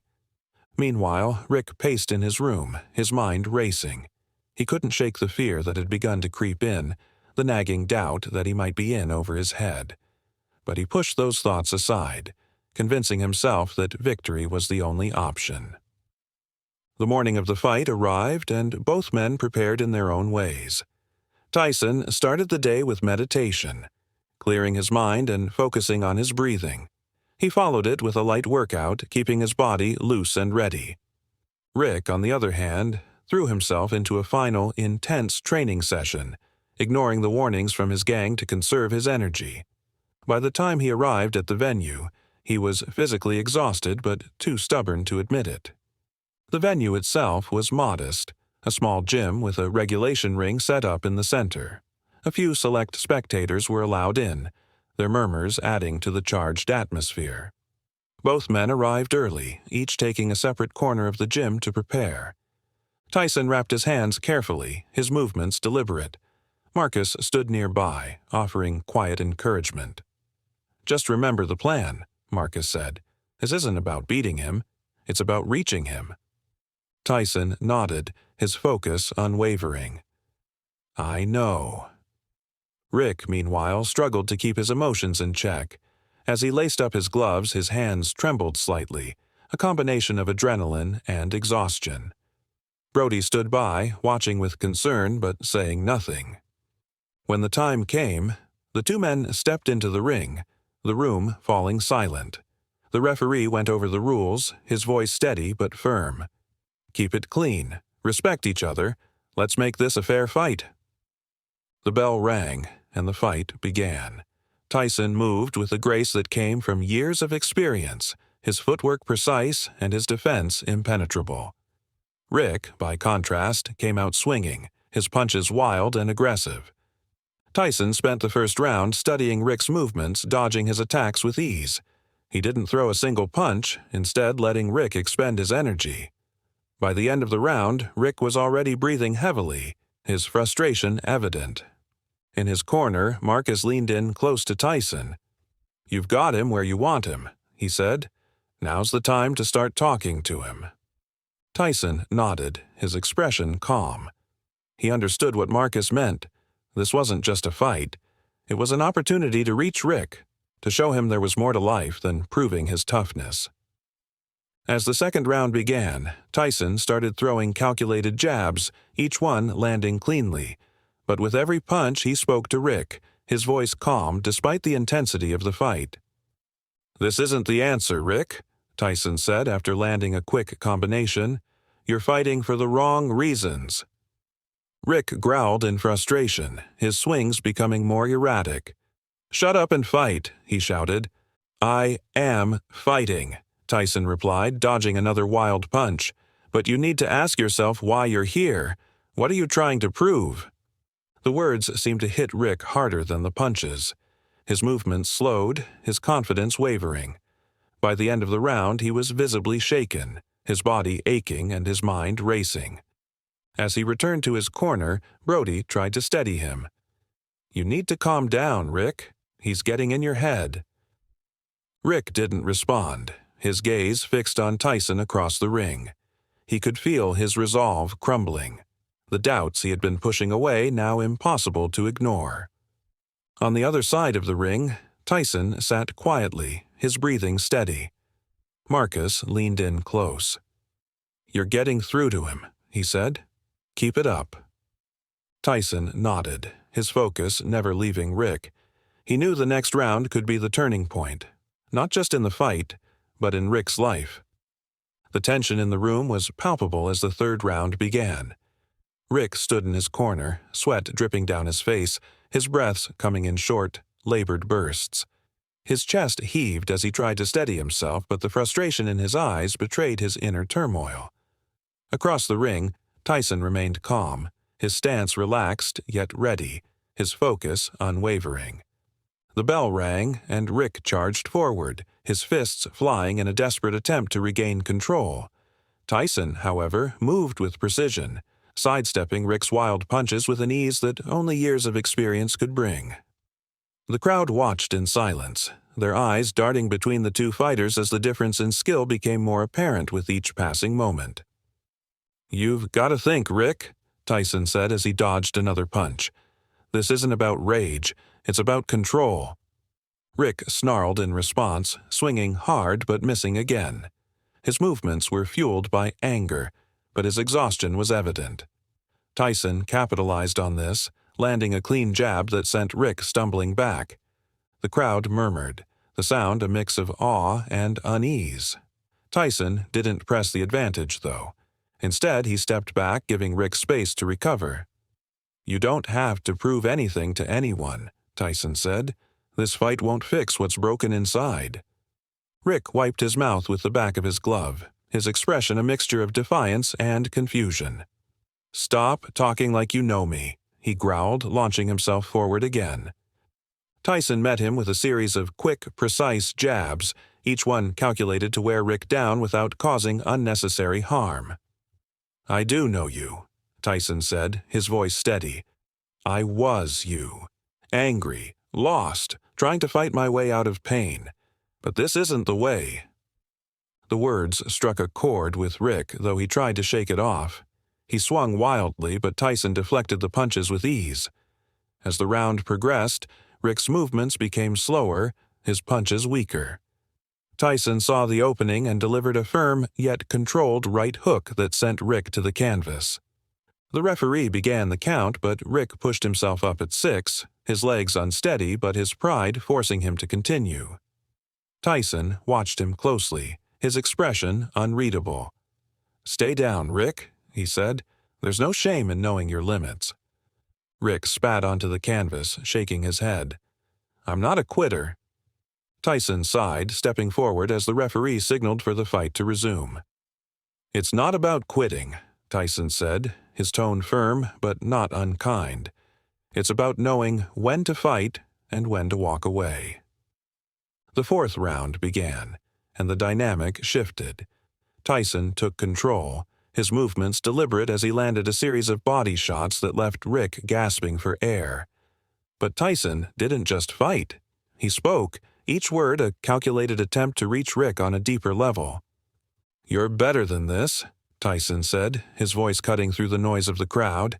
"You've got strength, but you're using it wrong. Strength isn't about breaking others, it's about lifting them up." Rick swung again, but his punch lacked the power it once had. Tyson blocked it effortlessly, countering with a quick jab that left Rick stumbling. "Stop fighting me," Tyson said. "Fight the anger inside you." By the end of the round, Rick was barely standing. The referee looked at him closely, considering whether to call the fight, but Rick waved him off. "I can keep going," he muttered, though his body told a different story.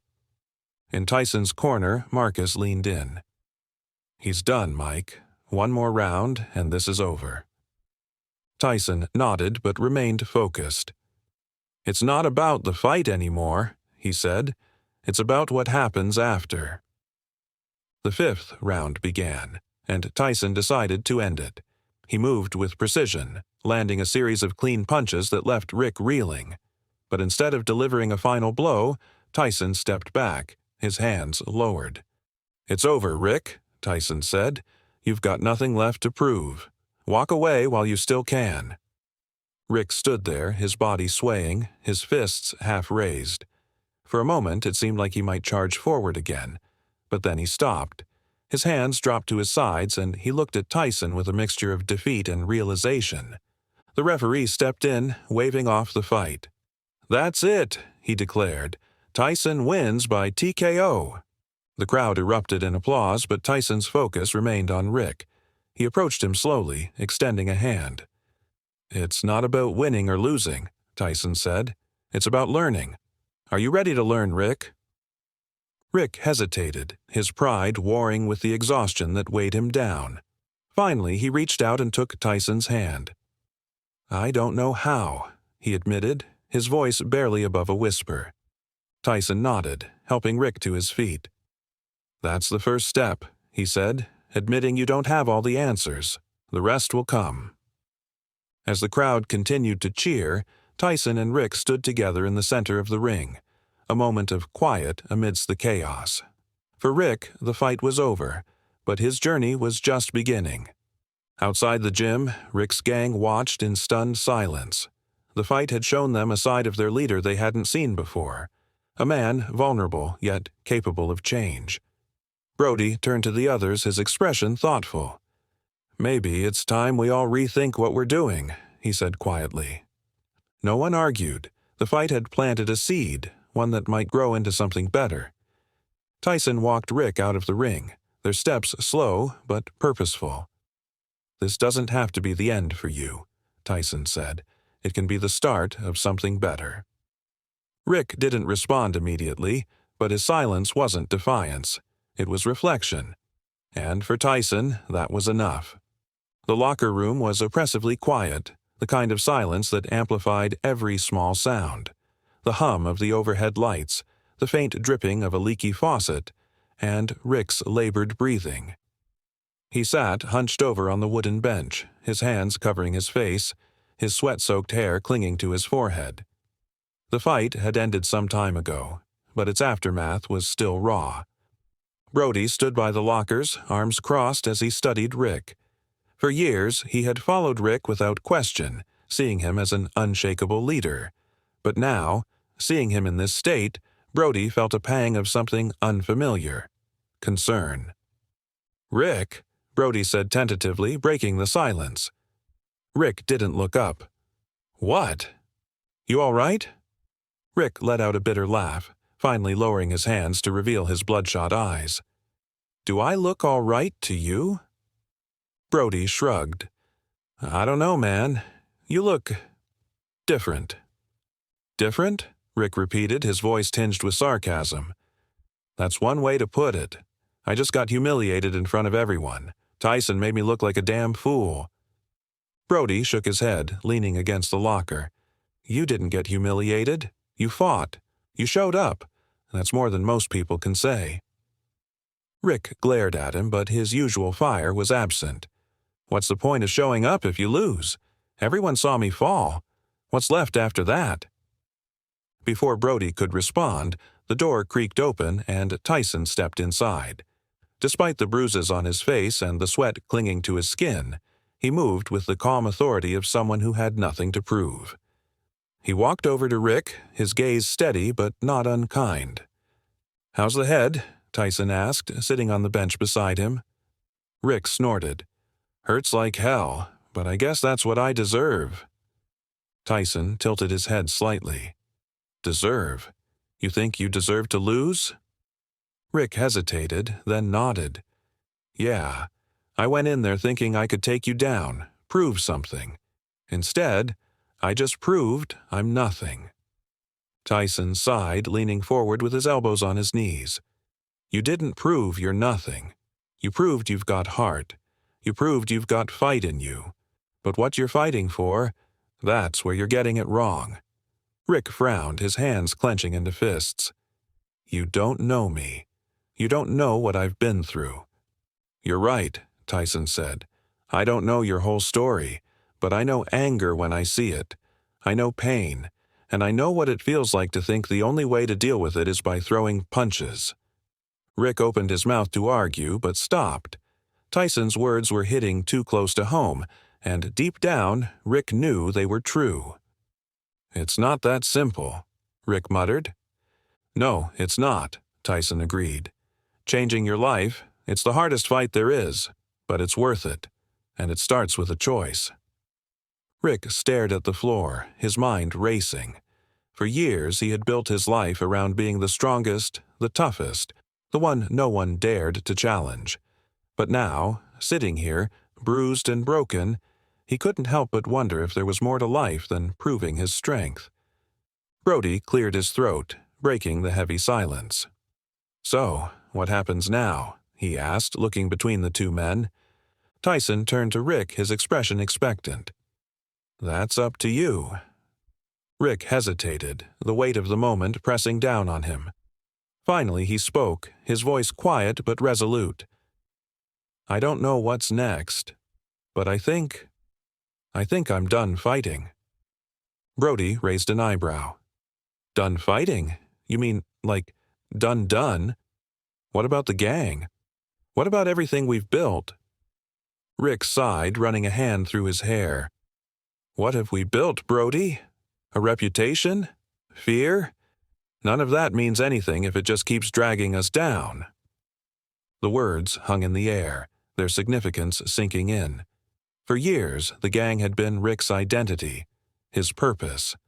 Admitting that it might not be worth it anymore felt like tearing a piece of himself away.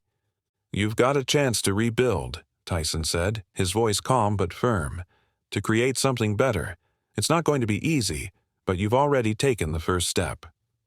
Rick looked at Tyson, his expression a mix of doubt and curiosity. "And what's the first step, exactly?"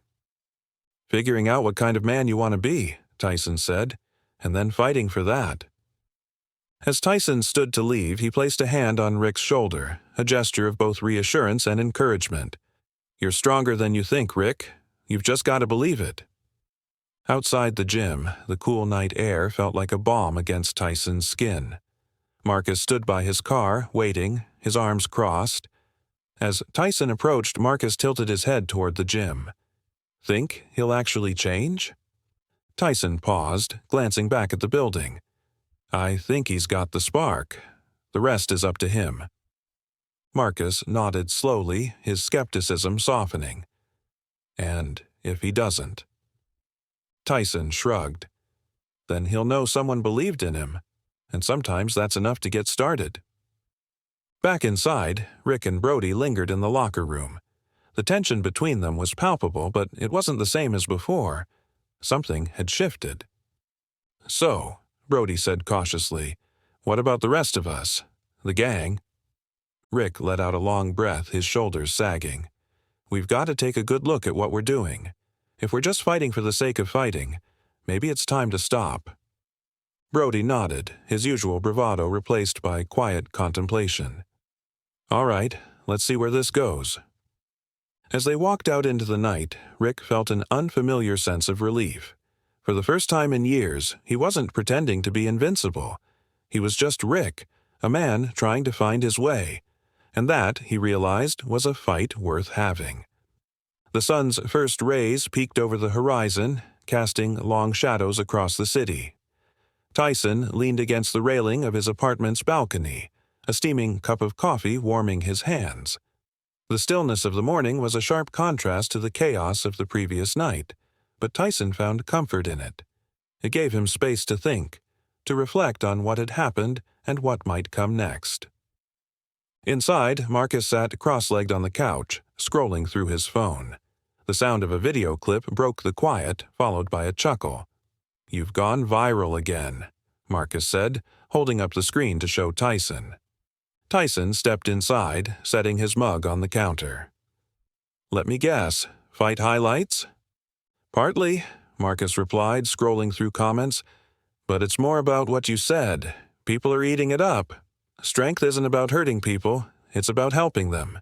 You've got people calling you a philosopher now." Tyson laughed softly, shaking his head. "I'm no philosopher. I just know what it's like to be in Rick's shoes." Marcus frowned, setting his phone down. "You really think he'll change? I mean, you know how guys like him are. Stubborn, set in their ways." Tyson's gaze drifted back to the balcony, the soft glow of the sunrise painting his features. "I don't know if he'll change," he admitted, "but I saw something in him last night.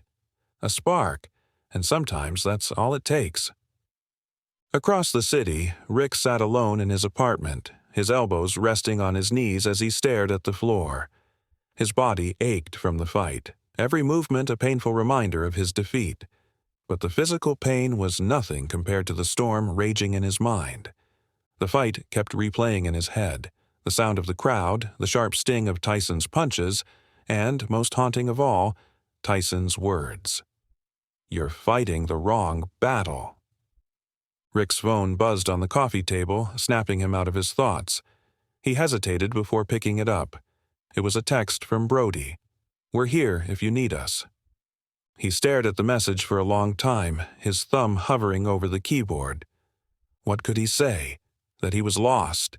That he didn't know who he was without the gang, without the constant need to prove himself? He set the phone down without replying. Later that morning, Rick found himself walking aimlessly through the city. The streets were quieter than usual, the world still waking up. He passed by a park and stopped to watch a group of kids playing basketball. Their laughter filled the air, and for a moment, Rick felt a pang of something he couldn't quite name. Nostalgia, maybe, or longing for a time when life had been simpler.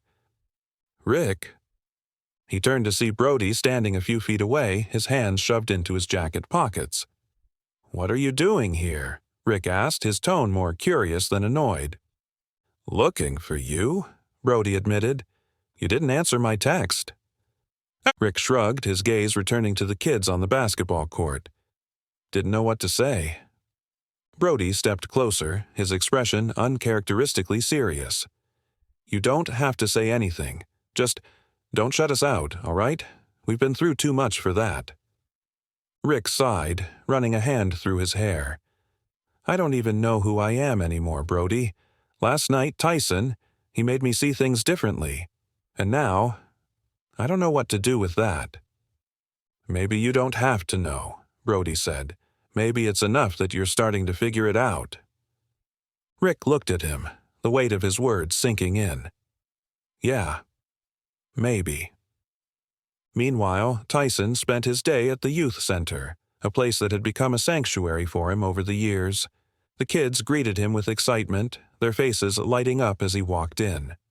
Coach Tyson, one of the younger boys shouted, running up to him with a wide grin. Tyson laughed, ruffling the boy's hair. Hey, champ, you staying out of trouble? The boy nodded vigorously. I saw your fight last night. You were awesome. Tyson knelt down, meeting the boy's eyes. Thanks, kid. But you know what's really awesome? Seeing someone realize they can be better. That's what it's all about. The boy's smile faltered slightly, replaced by a thoughtful expression.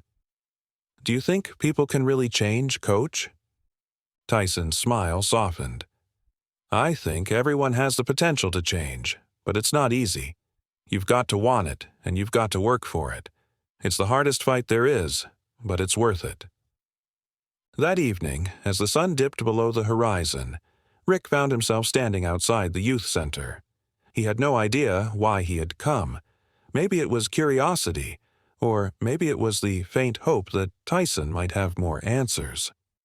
Through the window, he saw Tyson sitting with a group of kids, his larger-than-life presence somehow gentle in their midst. He was telling a story, his hands gesturing animatedly, and the kids were hanging on his every word. Rick stood there for a long time, watching from the shadows. For the first time in a long while, he felt something other than anger or frustration. He felt hope. He didn't go inside, not yet, but as he turned to leave, he made a silent promise to himself. He would figure out what it meant to fight the right battles. The internet was ablaze with discussions about Tyson's fight and the unexpected lessons it carried. Overnight, clips of the match had gone viral, flooding social media platforms with hashtags like Future Tyson Wisdom, Ichu Fight for Better, and Redemption in the Ring. The fight wasn't just about physical prowess.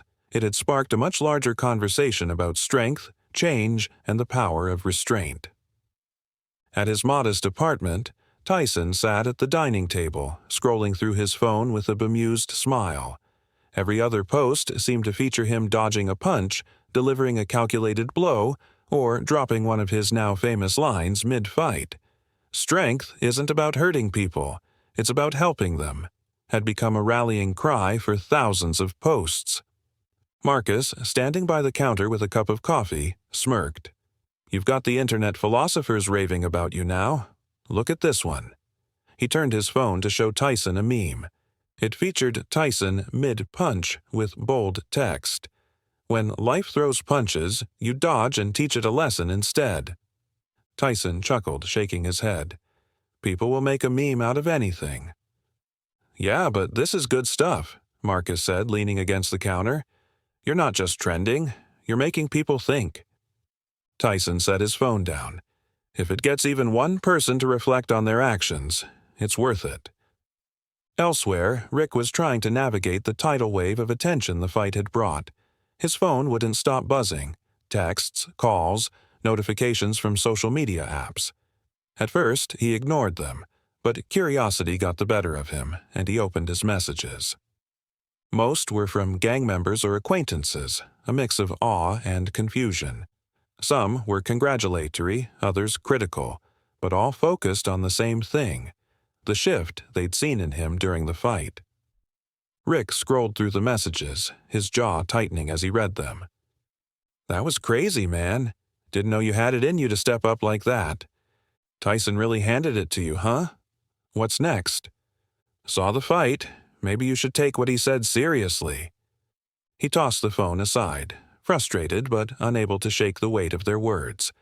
People weren't just talking about the fight. They were talking about him, about what he might become. Across town, in cafes, gyms, and living rooms, people dissected the fight like it was the latest blockbuster. Some praised Tyson's restraint and wisdom, while others debated Rick's future. "Do you think he'll turn his life around?" became a common question. One particular clip, where Tyson delivered his line about strength being about helping others, had garnered millions of views. In the comments, people shared their own stories of struggle and redemption, inspired by what they had seen. "I've been holding on to a lot of anger," one comment read. "This fight made me realize it's time to let go and start over." Another user wrote, "Tyson's right. The hardest battles are the ones we fight within ourselves. I needed to hear that today." Tyson, seeing these comments later, felt a strange mix of pride and humility. He hadn't gone into that fight looking to inspire anyone. It had just happened. But now, he felt a renewed sense of purpose. Rick, on the other hand, was struggling to make sense of it all. The attention felt overwhelming, like a spotlight he hadn't asked for. He had always thrived on being feared, respected in his own circle. But now, people were seeing him differently. Some were even rooting for him. Sitting alone in his dimly lit apartment, Rick opened one of the many videos circulating online. It was a compilation of Tyson's best moments in the ring, interspersed with clips of Rick trying and failing to land a solid punch. But it wasn't mocking. It was reflective. The video ended with Tyson's words, "You've got strength, but you're using it wrong. Strength isn't about breaking others, it's about lifting them up." Rick paused the video and leaned back, his mind racing. Those words had been haunting him since the fight, but now, hearing them again, they felt heavier. He didn't know what to do with them, but he couldn't ignore them. At a local community center, Tyson spoke to a small group that evening. The crowd was diverse: teenagers, parents, even a few elderly attendees, all eager to hear what he had to say. Word of the fight had spread quickly, and Tyson had been asked to share his thoughts. He stood at the front of the room, his presence commanding yet approachable. "Last night wasn't just about a fight," he began, his deep voice carrying across the room. "It was about showing that change is possible. That strength isn't just about winning. It's about growth, about knowing when to fight and when to walk away." A young man in the audience raised his hand. "Do you think Rick will change?" Tyson smiled faintly. "I think Rick is at a crossroads. Change isn't easy, it takes work and it takes courage, but I believe he has it in him, and if he's willing to try, that's the first step." The room fell quiet, Tyson's words sinking in. For many in the audience, his message hit close to home. They saw pieces of themselves in Rick, in his struggles, and in his potential for redemption. Back in his apartment, Rick watched another video, this one focusing on the aftermath of the fight. It showed bystanders talking about Tyson's message, about how the fight had been more than entertainment. It had been a lesson. Rick turned off the video and stared at the dark screen, his reflection staring back at him. For the first time in years, he felt unsure of who he was. But alongside that uncertainty was a spark of something new, something that felt a little like hope. He didn't have all the answers. He didn't even know where to start. But as he sat there, the noise of the world buzzing outside his walls, he realized he didn't have to figure it all out at once. For now, it was enough to know he wanted to try. Rick woke up early, the sunlight streaming through his bedroom window casting a golden glow across the room. For the first time in a long while, the weight on his chest felt slightly lighter. The events of the past few days still lingered, but instead of overwhelming him, they served as a quiet reminder that change was possible. He sat on the edge of his bed, staring at the floor. His body was still sore from the fight, but the real battle, the one raging in his mind, was far from over. Rick knew that if he wanted to move forward, he had to start making amends. The question was, where to begin? His first stop was a rundown garage on the edge of town. It was where the gang often gathered, a makeshift headquarters filled with the echoes of their past exploits. Rick parked his bike outside, hesitating for a moment before stepping in. The familiar smell of grease and gasoline hit him as he walked through the door. Brody was there, tinkering with an old motorcycle. He looked up, surprised to see Rick. "Didn't think you'd show up here," Brody said, wiping his hands on a rag. Rick nodded, shoving his hands into his jacket pockets. "I need to talk to everyone. Got something to say." Brody raised an eyebrow but didn't argue. He grabbed his phone and started making calls, summoning the rest of the gang. Within an hour, they were all there, a mix of curiosity and skepticism etched on their faces. Rick stood in front of them, his posture tense. "I've been thinking a lot about what happened," he began. "About the fight, about Tyson, about all of this. And I realized I've been leading us down the wrong path." The room was silent, the weight of his words sinking in. One of the younger members, a wiry guy named Pete, spoke up. "So, what are you saying? You're just done with all this?" Rick shook his head. "I'm saying we need to change. I need to change. We've been stuck in this cycle for years, and it's not getting us anywhere. We're better than this." Another member, an older man named Vince, crossed his arms. "And what? You think we're just going to walk away from everything we've built?" Rick met his gaze, unwavering. "What have we really built, Vince? A reputation? Fear? That's not something to be proud of. We can do more. Be more."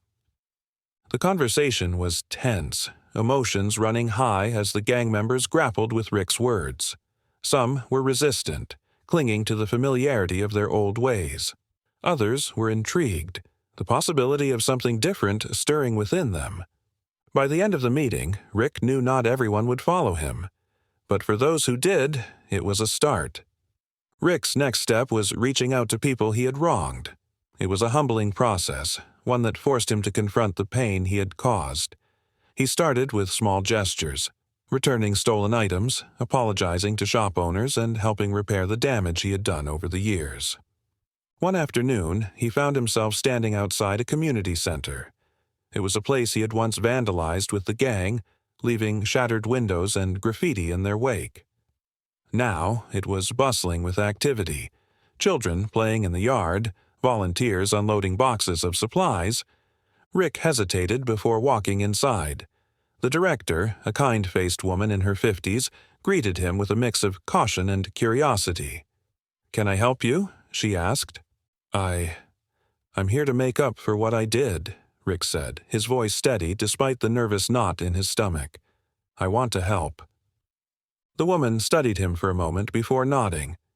"We can always use an extra pair of hands." Over the next few weeks, Rick threw himself into the work. He helped repaint walls, clean up the yard, and organize events for the kids.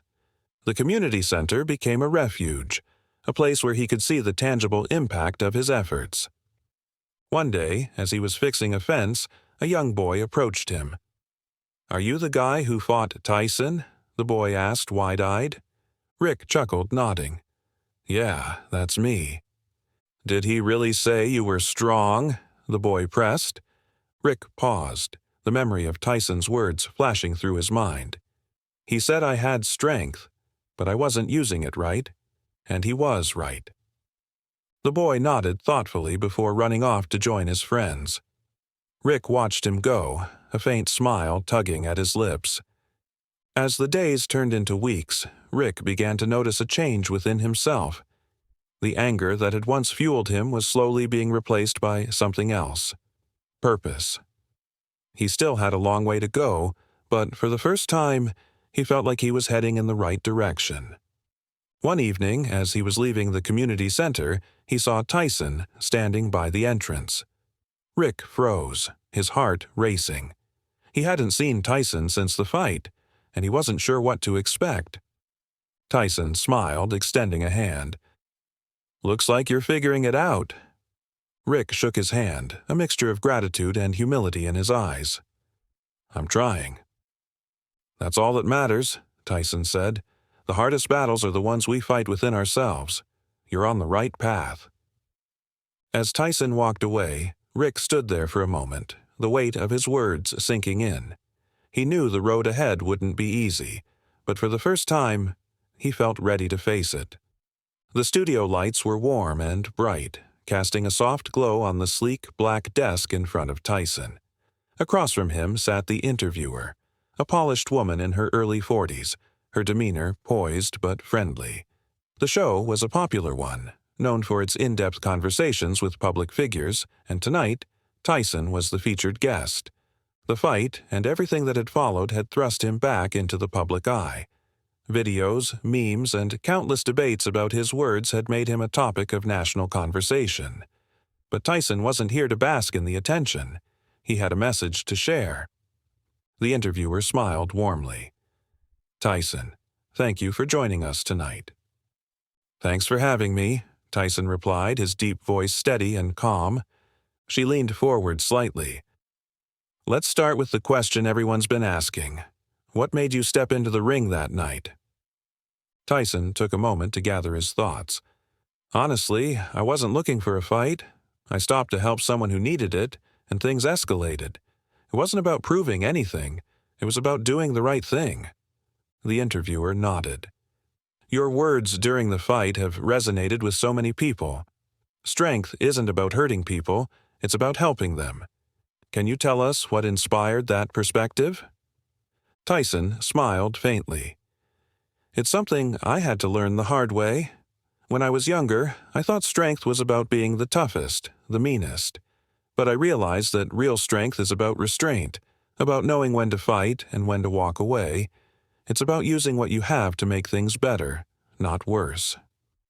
The conversation shifted to Tyson's past, a topic he rarely discussed in public. But tonight, he felt it was important to share.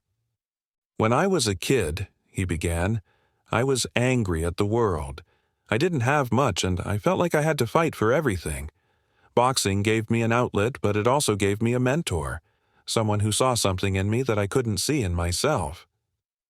"Your mentor, Cus D'Amato?" the interviewer asked. Tyson nodded. "Yeah, Cus taught me more than just boxing. He taught me discipline, respect, and the importance of using my strength for a purpose. He used to say, 'The toughest fight is the one within yourself.' That stuck with me all these years." The interviewer leaned in. "Do you see any of yourself in Rick?" Tyson paused, considering the question. "Yeah, I do. Rick's at a crossroads, just like I was. He has strength, but he's been using it the wrong way. I know what it's like to feel lost, to let anger control you. But I also know what it's like to turn things around. That's why I believe in him." As the interview continued, Tyson spoke about the broader implications of his fight with Rick. "It's not just about two people in a ring," he said. "It's about the choices we make every day.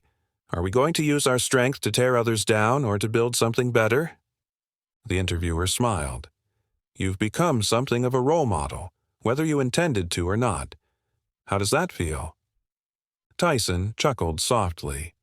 "It's humbling. I'm not perfect. I've made more mistakes than I can count. But if my experiences can help someone else, then it's all worth it." The interviewer tilted her head slightly, her tone growing softer. "Do you think redemption is possible for everyone?" Tyson's expression grew thoughtful. "I think everyone has the potential for redemption, but it's not guaranteed. It depends on the choices we make and the effort we put in. It's not something that happens overnight, it's a journey." The final segment of the show allowed viewers to call in with their questions. A young man named Alex was the first to speak. "Tyson, what advice would you give to someone who feels stuck, like they can't change?" Tyson's expression softened. "First, don't be too hard on yourself.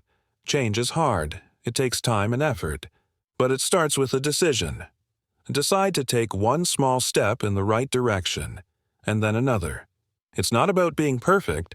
It's about progress."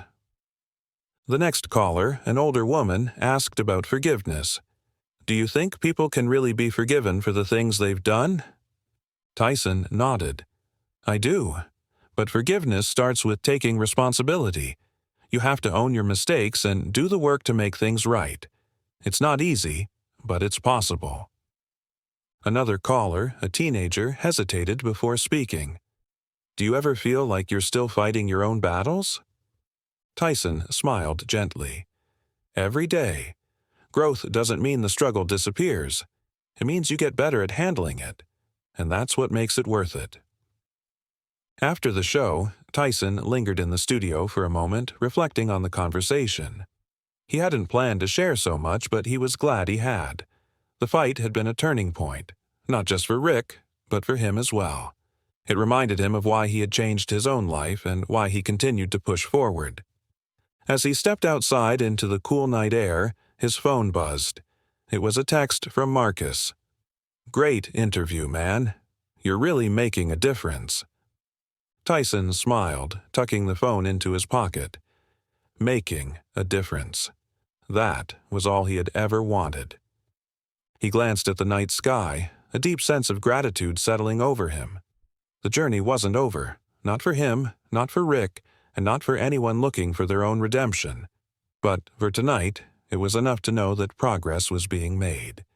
The youth center buzzed with energy as kids ran through the halls, their laughter echoing against the brightly colored walls. Tyson stood near the entrance, a duffel bag slung over his shoulder, watching the activity with a soft smile. This place had become a second home to him, a sanctuary where he could pour his experiences into shaping a better future for others. Today was a special day at the center. Tyson had agreed to speak to the kids about his journey. Word of the fight had spread even here, and the kids were eager to hear from the man who had inspired so many. As he walked through the center, he was greeted with excited waves and shy smiles. For many of these children, Tyson wasn't just a former champion. He was proof that it was possible to overcome life's toughest challenges. In the gym, a group of kids had gathered around a small boxing ring, their eyes wide with anticipation. Tyson stepped into the room, his towering frame commanding attention. The chatter died down as he approached the ring, setting his bag on a bench. "All right, who here knows how to throw a punch?" Tyson asked, his tone light and inviting. A few hands shot up and Tyson chuckled. "All right, let's see it. But remember, boxing isn't just about hitting. It's about discipline, control, and respect." One of the boys, a wiry kid named Leo, climbed into the ring, his movements full of enthusiasm. Tyson guided him through the basics, showing him how to position his feet and throw a proper jab. The other kids watched intently, some mimicking the movements as Tyson spoke. "Boxing teaches you a lot about life," Tyson said as he demonstrated a combination. "It's not just about being strong. It's about thinking ahead, staying calm under pressure, and learning from your mistakes." After the session, the kids gathered in a semicircle around Tyson as he sat on the edge of the ring. He looked at their eager faces, reminded of his younger self, hungry for guidance but unsure of where to find it. "Let me tell you a story," Tyson began, his deep voice capturing their attention. "When I was your age, I didn't think I had a future. I was angry, lost, and felt like the world was against me. But then I met someone who believed in me, even when I didn't believe in myself. He taught me that the strongest thing you can do is choose a different path, even when it's hard." One of the kids, a girl with bright eyes named Mia, raised her hand. "What's the hardest thing you've ever done?" Tyson smiled thoughtfully. "Forgiving myself. I've made a lot of mistakes, and for a long time, I let them define me. But I realized that if I wanted to move forward, I had to let go of the past. That's not easy, but it's worth it." Mia nodded, her expression serious. "Do you think people can really change?" "I do," Tyson said firmly. "But change starts with a choice. It's not about being perfect. It's about trying to be better every day." As the conversation continued, Tyson shared more about his journey, his struggles, and the lessons he had learned along the way. The kids listened with rapt attention, their questions revealing their own fears and hopes. "What do you do when you feel like giving up?" a boy named Marcus asked. Tyson leaned forward, his gaze steady. "I remind myself why I started. For me, it's about making a difference. When things get tough, I think about the people I'm trying to help and the life I want to live. That keeps me going." Another child, a quieter boy sitting at the back, hesitated before raising his hand. "Do you ever feel scared, even now?" Tyson's smile softened. "All the time. Being scared is part of life. But courage isn't about not being afraid. It's about doing the right thing, even when you're scared." The kids nodded, their faces thoughtful as they absorbed his words. Tyson could see the wheels turning in their minds, the spark of possibility beginning to take root. Later that afternoon, Tyson stayed to help with the center's activities.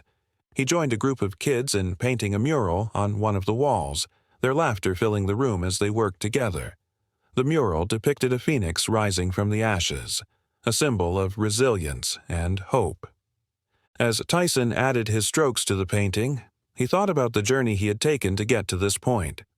The path hadn't been easy, but it had been worth every step. Seeing the kids' enthusiasm, their determination to create something meaningful, filled him with a quiet sense of pride. One of the staff members, a woman named Elena, approached him as the kids cleaned up. "Thank you for coming today," she said. "You've made a bigger impact than you realize." Tyson smiled. "They remind me of myself. If I can help even one of them find their way, it's all worth it." As the day came to a close, Tyson stood outside the center watching the kids head home with their families. He felt a deep sense of fulfillment, knowing that he had planted seeds of hope and resilience in their hearts. Before he left, Leo ran up to him holding out a small drawing. It was a crude but heartfelt sketch of Tyson in the ring, surrounded by cheering kids. "Thanks for everything, Coach," Leo said, his voice earnest. Tyson took the drawing, his chest tightening with emotion. "Keep fighting the good fight, kid. You've got this." As he walked to his car, the drawing clutched in his hand, Tyson couldn't help but smile. The journey wasn't just about his own redemption. It was about helping others find theirs. Rick sat on the edge of his bed, staring at the morning light filtering through the curtains. The past few months had been a whirlwind of change, each day a challenge to unlearn old habits and build something better. The fight with Tyson had been the catalyst, but it was the quiet moments of self-reflection that had driven his transformation. Today marked a significant step forward. Rick had taken on a new role as a community mentor, working at a local youth program. It was a far cry from his old life, but as he buttoned his shirt and tied his boots, he felt a strange mix of nerves and anticipation. This was the kind of work he never imagined himself doing, and yet it felt right. The youth center was bustling when Rick arrived. It was smaller and less polished than the one Tyson had visited, but its purpose was the same: to provide a safe space for kids who needed guidance. The director, a sharp-eyed woman named Carla, greeted Rick with a firm handshake. "Glad to see you're on time," she said, her tone businesslike but not unkind. "We've got a busy day ahead." Rick nodded, his posture stiff but determined. "I'm ready." Carla handed him a clipboard. "You'll be working with the older kids today. They can be a handful, but they've got potential. Just be patient with them." Rick glanced at the list of names on the clipboard, each one accompanied by notes about their backgrounds. As he read about the challenges these kids faced, broken homes, struggles with school, brushes with the law, he felt a pang of recognition. They weren't so different from who he used to be. The first session was a group discussion about setting goals. Rick stood at the front of the room facing a dozen skeptical teenagers.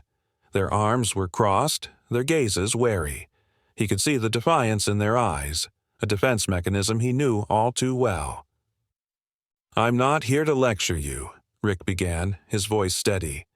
"I've been where you are, angry, frustrated, not sure what's next. But I can tell you this: you're not stuck. You can get out of it, but it starts with deciding what you want for yourself." A boy in the back scoffed. Easy for you to say. You don't know what it's like. Rick met his gaze. Actually, I do. I've been in trouble. I've made mistakes, big ones. But I learned that it's not about where you've been. It's about where you're going.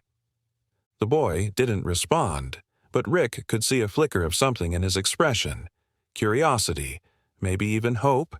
It was enough to keep Rick going. Later that day, Rick led a hands-on workshop in the center's garage, teaching the kids basic mechanics. It was a skill he had picked up during his years with the gang, one of the few things from that time he considered worth keeping.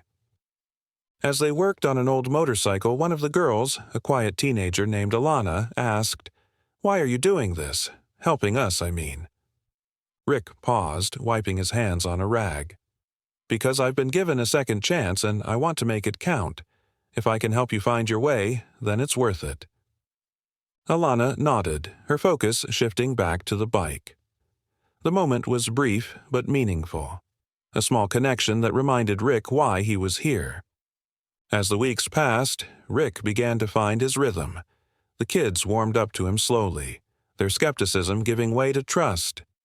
He shared his story in bits and pieces, not to glorify his past but to show them that change was possible.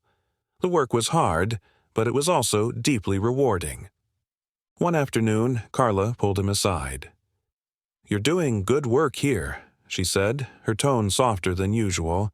"The kids respect you. That's not easy to earn." Rick smiled, a rare but genuine expression. "I just want to give them what I didn't have, a reason to believe in themselves." Outside of the youth center, Rick was also repairing relationships in his personal life. He had reconnected with his younger sister, Sarah, after years of estrangement. Their first meeting had been awkward, filled with tentative silences and unspoken apologies. But over time, they began to rebuild their bond, sharing stories and laughter like they had as kids. One evening, as they sat on Sarah's porch, she looked at him with a mixture of pride and disbelief. "I can't believe how much you've changed, Rick. It's like you're a completely different person." Rick shrugged, his gaze distant. "I had to change. The person I was, he wasn't going anywhere good." Sarah reached over, placing a hand on his arm. "I'm glad you're here. I missed you." Rick nodded, his throat tight. "I missed you too." As the months turned into a year, Rick began to feel a sense of stability he had never known. The work at the youth center gave him purpose, and his repaired relationships gave him strength. He still had bad days, moments when the weight of his past threatened to pull him down, but he had learned to face those moments with courage and resilience. One day, as he walked through the center's parking lot, he spotted a familiar figure leaning against a car. It was Tyson, his broad frame unmistakable even from a distance. Rick's heart raced as he approached, unsure of what to say. Tyson grinned, extending a hand. "Looks like you're doing all right." Rick shook his hand, his grip firm. "Trying to, anyway." "You're not just trying, you're doing," Tyson said. "Keep it up. You're making a difference." Rick nodded, the weight of Tyson's words settling over him. As Tyson drove away, Rick stood there for a moment, the sun warm on his face. He still had a long way to go, but for the first time, he felt like he was exactly where he was supposed to be. The small diner on the outskirts of town was quiet, its neon sign flickering faintly against the evening sky. Tyson pushed open the door, the faint chime of a bell announcing his arrival.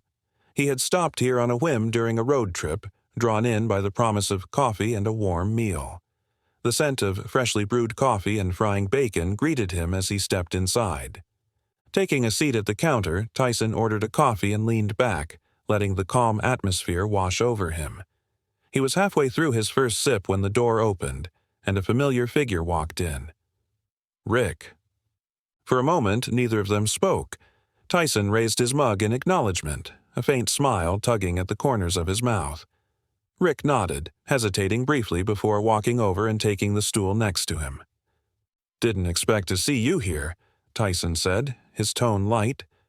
Rick chuckled, shaking his head. "Didn't expect to be here. Guess it's a small world." They sat in silence for a few moments, the unspoken history between them hanging in the air. Finally, Rick broke the silence. "How's life treating you?" he asked, his voice casual but laced with genuine curiosity. "Can't complain," Tyson replied. "Been keeping busy. How about you?" Rick smiled faintly. "Better than it used to be. A lot better, actually." Tyson nodded, taking another sip of his coffee. "That's good to hear." As their conversation continued, Rick opened up about his work at the youth center, sharing stories of the kids he had been mentoring and the challenges he had faced along the way. Tyson listened intently, his expression thoughtful. "You're making a difference," Tyson said finally. "That's all anyone can ask for." Rick shrugged, a hint of humility in his demeanor. "I'm trying. Still a work in progress, though." "We all are," Tyson said, his tone reassuring. "The important thing is that you're moving forward." Rick hesitated before asking, "Do you ever feel like you're still fighting your old self?" Tyson's expression grew serious. "Every day. The old me doesn't disappear. It just gets quieter. But that's the fight worth having." Rick nodded slowly. "I used to think strength was about making people fear me. Now I see it's about building something worth respecting." Tyson smiled faintly. "That's the kind of strength that lasts, and you're living it now." Their conversation shifted to lighter topics, memories of the fight, stories from their pasts, and the little moments of humor they had found along the way. For the first time, they spoke not as adversaries but as equals, two men who had learned to respect each other through their shared struggles. At one point, the waitress interrupted with a fresh pot of coffee, refilling their mugs with a cheerful smile. "You two seem like old friends," she remarked. Tyson and Rick exchanged a glance, chuckling in unison. "Something like that," Rick said, his tone warm. Tyson added, "Sometimes the people you clash with the hardest leave the biggest impact." As the evening wore on, their conversation took a more reflective turn. Rick hesitated before asking a question that had been on his mind for months. "Do you ever think about what would have happened if things had gone differently? If we hadn't crossed paths?" Tyson leaned back, his gaze distant. "Sometimes. But life doesn't work that way. We can't change the past, only what we do moving forward." Rick nodded, the weight of Tyson's words settling over him. "I guess I owe you for giving me that chance." "You don't owe me anything," Tyson said firmly. "The credit's all yours. You chose to change. That's not something anyone else can do for you." Rick smiled, his gaze dropping to his coffee cup. "It's strange. When I think about that night, I don't just see a fight anymore. I see the moment my life started to change." Tyson's expression softened. "That's how it is sometimes. The hardest moments end up being the most important." Rick nodded thoughtfully. "It's like the fight wasn't really about winning or losing. It was about figuring out who I wanted to be." As the clock neared closing time, Tyson and Rick prepared to part ways. They stood outside the diner, the cool night air wrapping around them. "Thanks, Tyson," Rick said, his voice steady, "for everything." Tyson placed a hand on Rick's shoulder, his grip firm but comforting. "You've got this, Rick. Keep moving forward." Rick nodded, a faint smile on his lips. "You too." Before they parted, Rick reached into his pocket and pulled out a small photograph. It was a picture of the kids at the youth center standing in front of a mural Rick had helped them paint. "This is why I do it," he said, handing the photo to Tyson. "To give them a chance I never had." Tyson studied the photo, a sense of pride welling up inside him. "They're lucky to have you." "No," Rick said, "I'm lucky to have them. They're teaching me just as much as I'm teaching them." As Tyson watched Rick walk away, he felt a deep sense of pride and contentment. Their paths had crossed under unusual circumstances, but the impact of that meeting had rippled outward in ways neither of them could have imagined. Tyson climbed into his car, the night stretching out before him.